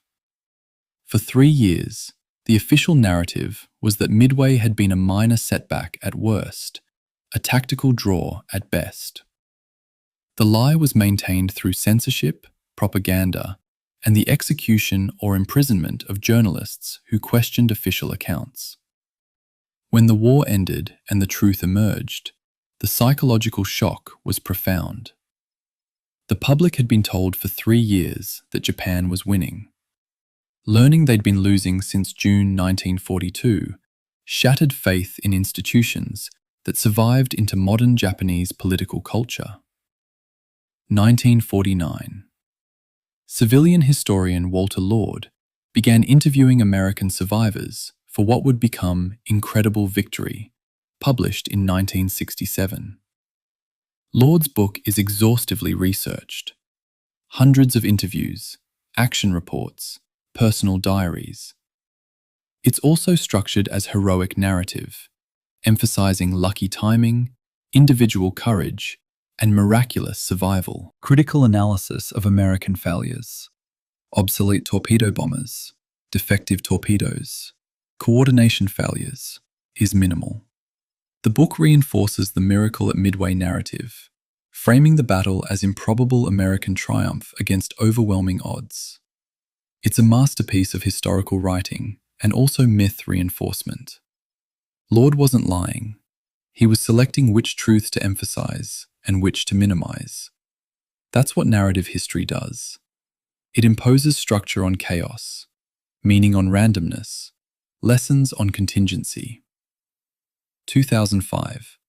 Partial and Tully's Shattered Sword challenges every canonical narrative element, using Japanese sources that previous historians had ignored or mistranslated. They show that Nagumo wasn't indecisive. He was following doctrine. They show the 5 minutes didn't exist. They show American victory was overdetermined. Even if dive bombers had missed, Japan's logistics couldn't sustain the operation long enough to achieve strategic objectives. They show that luck mattered less than industrial capacity, intelligence, and Japanese doctrine failures. The book is forensic, technical, dense. It sold a fraction of what Incredible Victory sold. Critical history is less marketable than heroic history. Publishers know it. Readers know it. Myths persist because myths are better stories than facts. Ford's film cost $20,000 to produce, equivalent to $380,000 in 2026 dollars. It was seen by an estimated 50 million Americans in theaters. Cost per viewer, 0.4 cents. Return on investment, immeasurable. War bond sales surged 30% in the third quarter of 1942, partially attributed to the film's emotional impact. Propaganda works, not because people are gullible, but because people need narratives that make suffering meaningful. Telling audiences that Midway was won by industrial capacity and code-breaking is true, but emotionally unsatisfying. Telling them it was won by heroic sacrifice and divine providence is mythological, but emotionally resonant. The myth version inspired more people to buy war bonds, enlist, work in factories. Truth serves history. Myth serves morale. Wartime censorship rules prohibited any mention of code-breaking, graphic depictions of American casualties, or criticism of equipment and tactics. Ford's film complied fully. The result is incomplete by design. The full story couldn't be told until the 1970s, when ultra-intelligence was declassified. By then, the myth had been established for 3 decades. Declassification didn't change popular understanding. Most people never read the declassified documents. They absorbed the myth from films, books, and schools. Correcting established narratives is nearly impossible. Once a story embeds in cultural memory, revising it requires overcoming cognitive dissonance. People resist information that contradicts beliefs they've held for decades. The 5 minutes myth persists despite being debunked, because debunking happened 80 years after the myth formation. Ford's personal letters, archived at Indiana University, reveal ambivalence about his film's mythology. In a 1964 letter to a naval historian, he wrote, "I made a recruiting poster, not a documentary.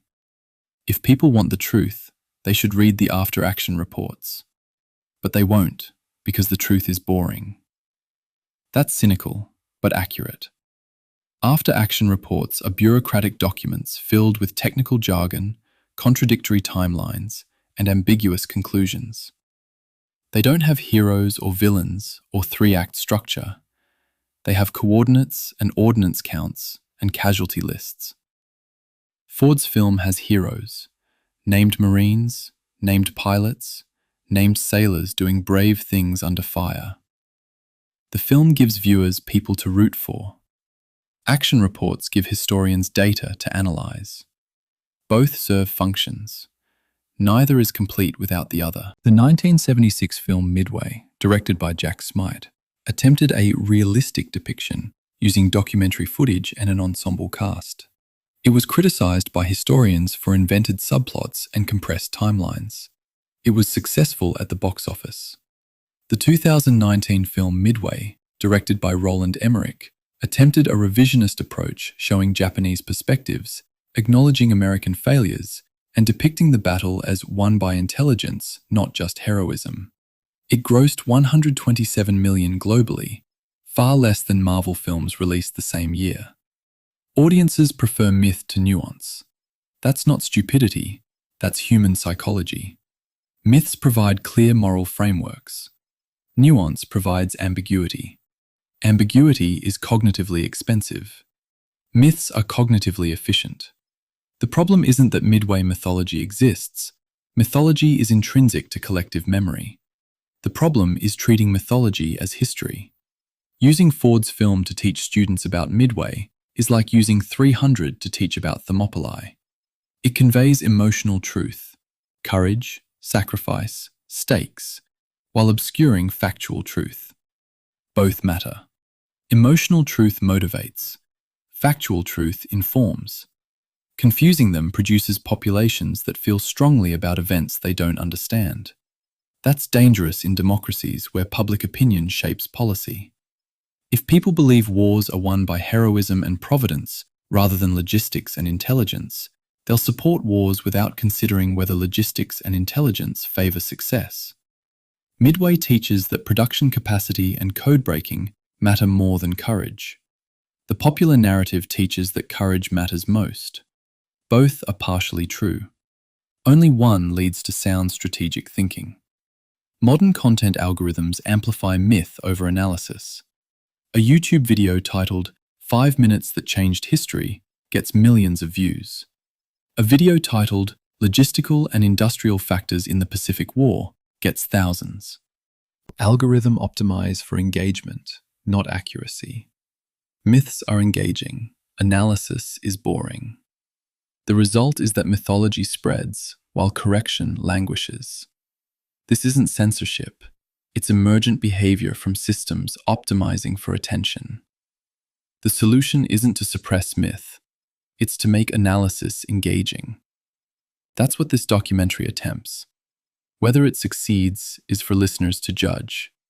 But the attempt matters because the alternative, ceding historical understanding to mythology, produces citizens who understand war emotionally, but not strategically.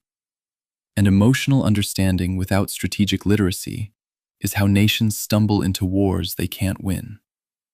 2005. A naval history conference at the United States Naval Academy, Annapolis, Maryland. Historian Victor Davis Hanson presents a paper titled The Myth of Midway, Overdetermination and the Pacific War. His thesis: even if Japan had sunk all 3 American carriers at Midway, the United States would have replaced them within 12 months, and Japan still lacked the industrial capacity to exploit a tactical victory. His evidence: carrier construction timelines, pilot training rates, oil import volumes, steel production differentials. The audience erupts in protest. Hanson responds, and I'm quoting from the conference proceedings. "I'm not minimizing the bravery. I'm questioning the strategic impact. The war was won in Detroit and Pittsburgh, not at Midway." Let's test his thesis with the most uncomfortable question in Midway historiography. Did the battle actually matter? Scenario 1. Japan wins at Midway. Assume Nagumo detects American carriers at 0700, launches a full coordinated strike at 0800, and sinks Enterprise, Hornet, and Yorktown by noon. Japan loses 1 carrier, Soryu, damaged by land-based bombers from Midway, but retains Akagi, Kaga, and Hiryu. Net result? Japan has 3 operational fleet carriers. The United States has 0 carriers in the Pacific until Saratoga returns from repairs in October 1942. Japan should dominate the Pacific for the next 4 months. Should. But war doesn't pause for 4 months. Let me walk through the alternate timeline, month by month, to show why Hanson's thesis holds even under catastrophic American defeat. July through December 1942, alternate timeline. The United States accelerates Essex-class construction.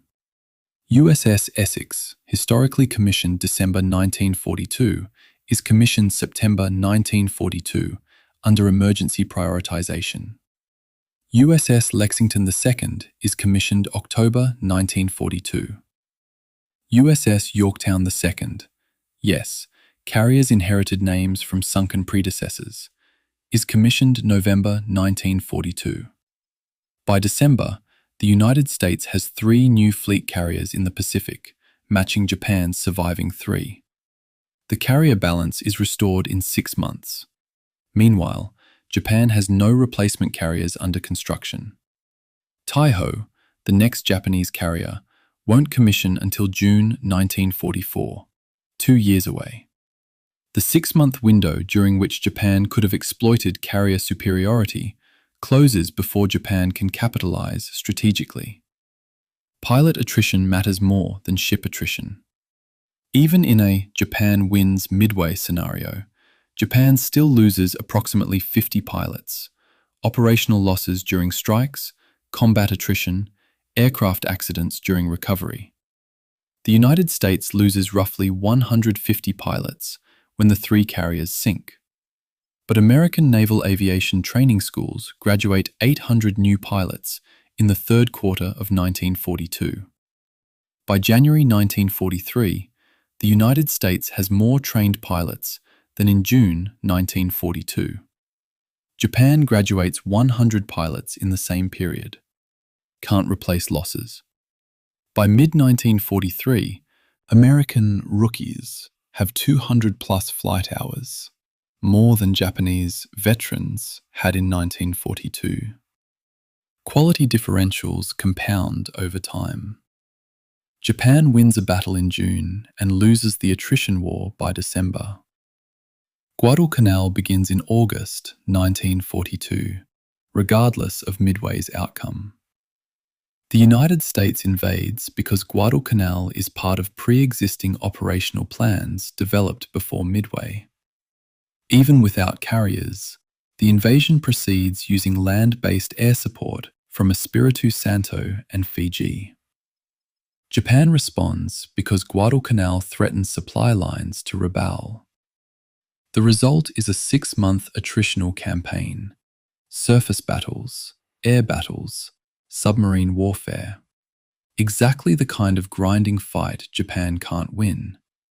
Japan commits 4 carriers to Guadalcanal operations and loses 2 of them, Ryujo and Hio.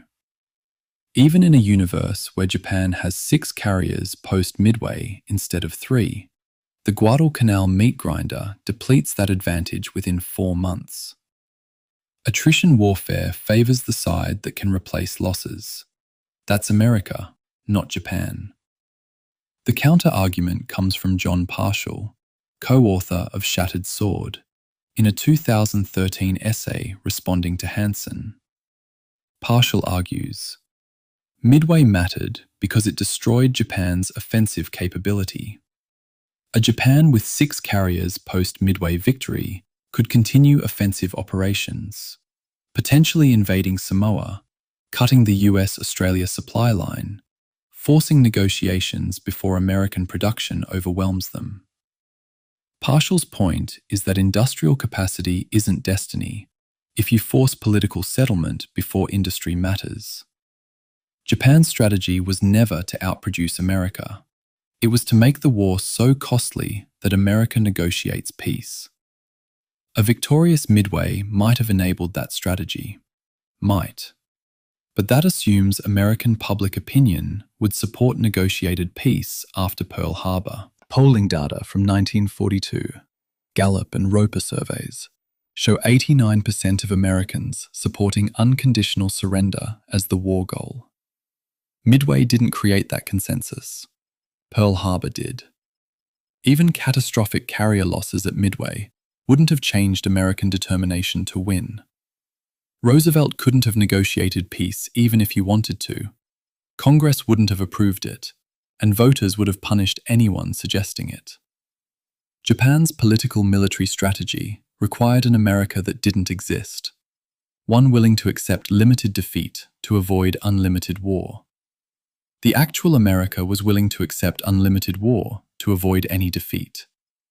That psychological political reality made Japan's strategic position hopeless, regardless of tactical outcomes. The tonnage under construction tells the story more clearly than battles. As of June 1942, the United States had 450,000 tons of carrier construction underway, 18 carriers in various stages of completion. Japan had 75,000 tons, 3 carriers. Even if Japan sank every American carrier at Midway, the construction pipeline would replace them by mid-1943.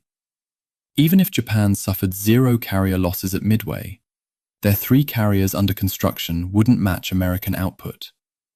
The gap was unbridgeable. Japan needed to win the war before 1944. After 1944, American production made Japanese defeat inevitable. Midway occurred in June 1942. Japan had 18 months to force American surrender before mathematics made victory impossible. They didn't. Couldn't. The industrial differential was too large. I'm troubled by how depressing Hansen's argument is. It suggests individual bravery didn't matter if macroeconomics were against you. McCluskey's guess, Gay's survival, Rocheford's codebreaking, all heroic, all significant to the men involved, all strategically irrelevant if the war was decided by steel production tonnages. But maybe that's the point. Strategy is about creating conditions where bravery can matter. Japan's strategy created conditions where bravery was insufficient. American strategy created conditions where even tactical defeats could be overcome through industrial replacement. That's not cynical. That's just recognition that wars are systems-level competitions, not collections of individual heroics. Hanson's paper, published in 2007 after revision, includes a footnote added after the conference controversy. Midway mattered immensely to the sailors who fought there. It didn't matter much to the war's outcome. Both statements are true. History is unfair. That's the most honest assessment I've encountered. We study Midway because it was dramatic, consequential to participants, and teachable. But its strategic impact was smaller than its symbolic impact. Symbols matter. They shape morale, funding, political will. But symbols don't sink ships or produce aircraft. Industry does. Midway symbolized the turning point. Industry created the turning point. Confusing symbol with cause produces bad strategic analysis. Modern defense analysts studying US-China strategic competition use Midway as a case study in mobilization capacity versus tactical victory.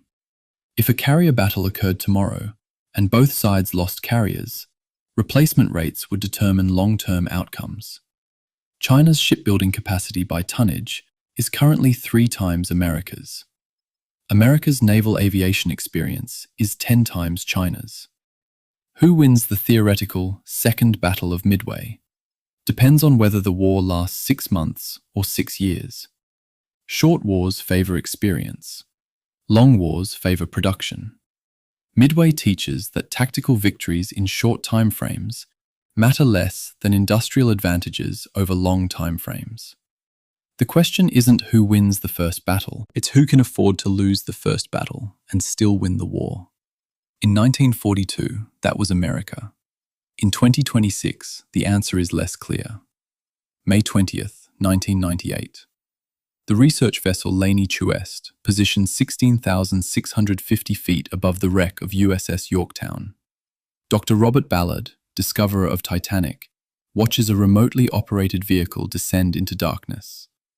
At 0300, the ROV's lights illuminate Yorktown's island superstructure, still intact, coral-free, preserved in the oxygen-poor abyss. Ballard later writes, "She looked like she'd sunk yesterday, not 56 years ago. The dead are still aboard, 141 sailors entombed in sealed compartments. We do not disturb them." The Pacific seafloor is the largest war cemetery in history, and it's only now being explored. Each wreck a time capsule frozen at the moment of sinking. Each survey revealing evidence that confirms or challenges survivor testimony recorded decades ago. The 1998 Yorktown discovery confirmed the carrier's final moments through physical evidence. Torpedo damage on the port side from Hiryu's aircraft. 2 holes punched in the hull, edges peeled inward by the force of underwater explosions. Torpedo damage on the starboard side from submarine I-168. Lower on the hull, below the armor belt. Fatal because it struck areas already compromised by earlier damage. The wreck rests upright, remarkably intact. The keel is straight. The flight deck is partially collapsed but recognizable. The hangar bays are visible through ruptures in the hull. Unexploded ordnance is visible on the hangar deck. Bombs that never detonated, frozen in place for 84 years. The site is designated a war grave under maritime law. No artifacts may be removed. No human remains may be disturbed. Survey, document, photograph, leave. October 2019. The research vessel Petrel, funded by Microsoft co-founder Paul Allen, locates Kaga at 17,000 plus feet. The wreck is inverted, resting upside down on the seafloor, broken into 3 sections. The superstructure crushed when the ship capsized, the hull torn open by internal explosions. Forensic analysis of damage patterns reveals multiple internal detonations, consistent with accounts that fuel and ordnance cooked off after the initial bomb hits. More importantly, the wreck shows no torpedo damage. Some post-war Japanese accounts claimed Kaga was scuttled by destroyers to prevent capture. The wreck evidence disproves that. No torpedo holes, no scuttling charges, just bomb damage and internal explosions. The carrier destroyed itself from the inside over several hours. Physical evidence overrules survivor memory when they conflict. September 2023. The Ocean Exploration Trust conducts the first detailed survey of Akagi using advanced ROV technology. The discovery: Akagi's midships elevator, reportedly jammed in the up position by a bomb, is missing entirely. Blown out by internal explosions. There's a crater where the elevator used to be. The hangar deck has collapsed into the spaces below. The flight deck is rubble, not a flat surface suitable for launching aircraft. For Cheetah's account, planes on deck moments from launch is physically impossible given the wreck's condition. The damage required hours of internal burning to produce, not the instantaneous destruction Cheetah described. The wreck is evidence. The wreck doesn't lie. Akagi destroyed itself slowly, while survivors' memories compress the timeline into a dramatic instant. May 2025. New ROV technology with 6,000-meter depth rating and 4K cameras allows frame-by-frame mapping of Hiryu and Soryu wreck sites. Hiryu shows evidence of counterflooding. Ballast tanks on the starboard side were deliberately flooded to correct the list caused by bomb damage. The engineering spaces show signs of sustained damage control efforts. Pumps were running, bulkheads were sealed. Yamaguchi's crew fought to save the ship using textbook procedures. It almost worked. The ship rests level on the bottom, suggesting the counterflooding succeeded in maintaining stability until the magazine explosion doomed her. Soryu shows no such evidence. Fewer damage control efforts, faster abandonment. Captain Yanagimoto's decision to abandon ship earlier may have saved more lives, even though he himself chose to die aboard. The ethical debates around wreck surveys are unresolved. Are these archaeological sites or grave sites? The answer is both, and the two functions create tension. Archaeological surveys provide evidence that advances historical understanding, but every survey disturbs the dead, however carefully conducted. ROVs illuminate spaces that have been dark for 8 decades. Cameras record human remains visible in wreckage. The surveys are respectful. No artifacts removed, no unnecessary intrusion. But respectful violation is still violation. The Sunken Military Craft Act of 2004 designates these wrecks as war graves and limits access. Surveys require permits. Artifact removal is prohibited. But permits are granted for research, and research requires looking, and looking means disturbing. 2025 wreck surveys discovered human remains, skeletal fragments visible in Yorktown's hull through openings created by torpedo damage. The Navy's position: the remains stay where they are. No recovery, no repatriation. The dead are buried at sea, and the ocean is their cemetery. Families of some sailors have requested recovery. The Navy has refused. Technically, recovery is possible. ROVs could retrieve remains if authorized. But the Navy's position is that disturbing war graves sets precedent. If you recover remains from Yorktown, you must recover remains from every wreck. That's thousands of bodies across hundreds of wrecks. Logistically impossible. Ethically complicated. The dead stay where they fell. The 4 Japanese carriers, Akagi, Kaga, Soryu, Hiryu, and 1 American carrier, Yorktown, rest on the seafloor representing 116,700 tons of steel, aluminium, and human remains. The cost to raise them, if hypothetically possible, would be approximately $500 million per wreck. They will never be recovered. At 16,000 plus feet, water pressure is 7,000 psi, Temperature is 2 degrees Celsius. Oxygen levels are near zero. Metal corrodes 100 times slower than at the surface. The wrecks will remain recognizable for centuries. Kaga's hull is estimated to lose structural integrity completely by 2150. 2 more centuries of preservation, then collapse into debris fields indistinguishable from geological features. In 2025, an ROV surveying Akagi discovered a leather flying jacket wedged in debris. Still legible Japanese characters on the name tag. The name was cross-referenced with crew rosters. Identity confirmed, a 19-year-old aircraft mechanic. His family was notified. Descendants live in Osaka. They requested the jacket remain with the ship. It's still there, trapped in wreckage, slowly being colonized by deep-sea organisms. In 50 years, it will be unrecognizable. In 100, it will be gone. But for now, it's evidence that the dead were individuals, not statistics. That mechanic had a name, a family, a life before June 4th, 1942. The jacket is all that remains. Wreck preservation is a race against time. The Navy's Maritime Heritage Preservation Initiative, established in 2024, funds annual ROV surveys to document wreck conditions before structural collapse. By 2100, most Midway wrecks will be unrecognizable debris fields.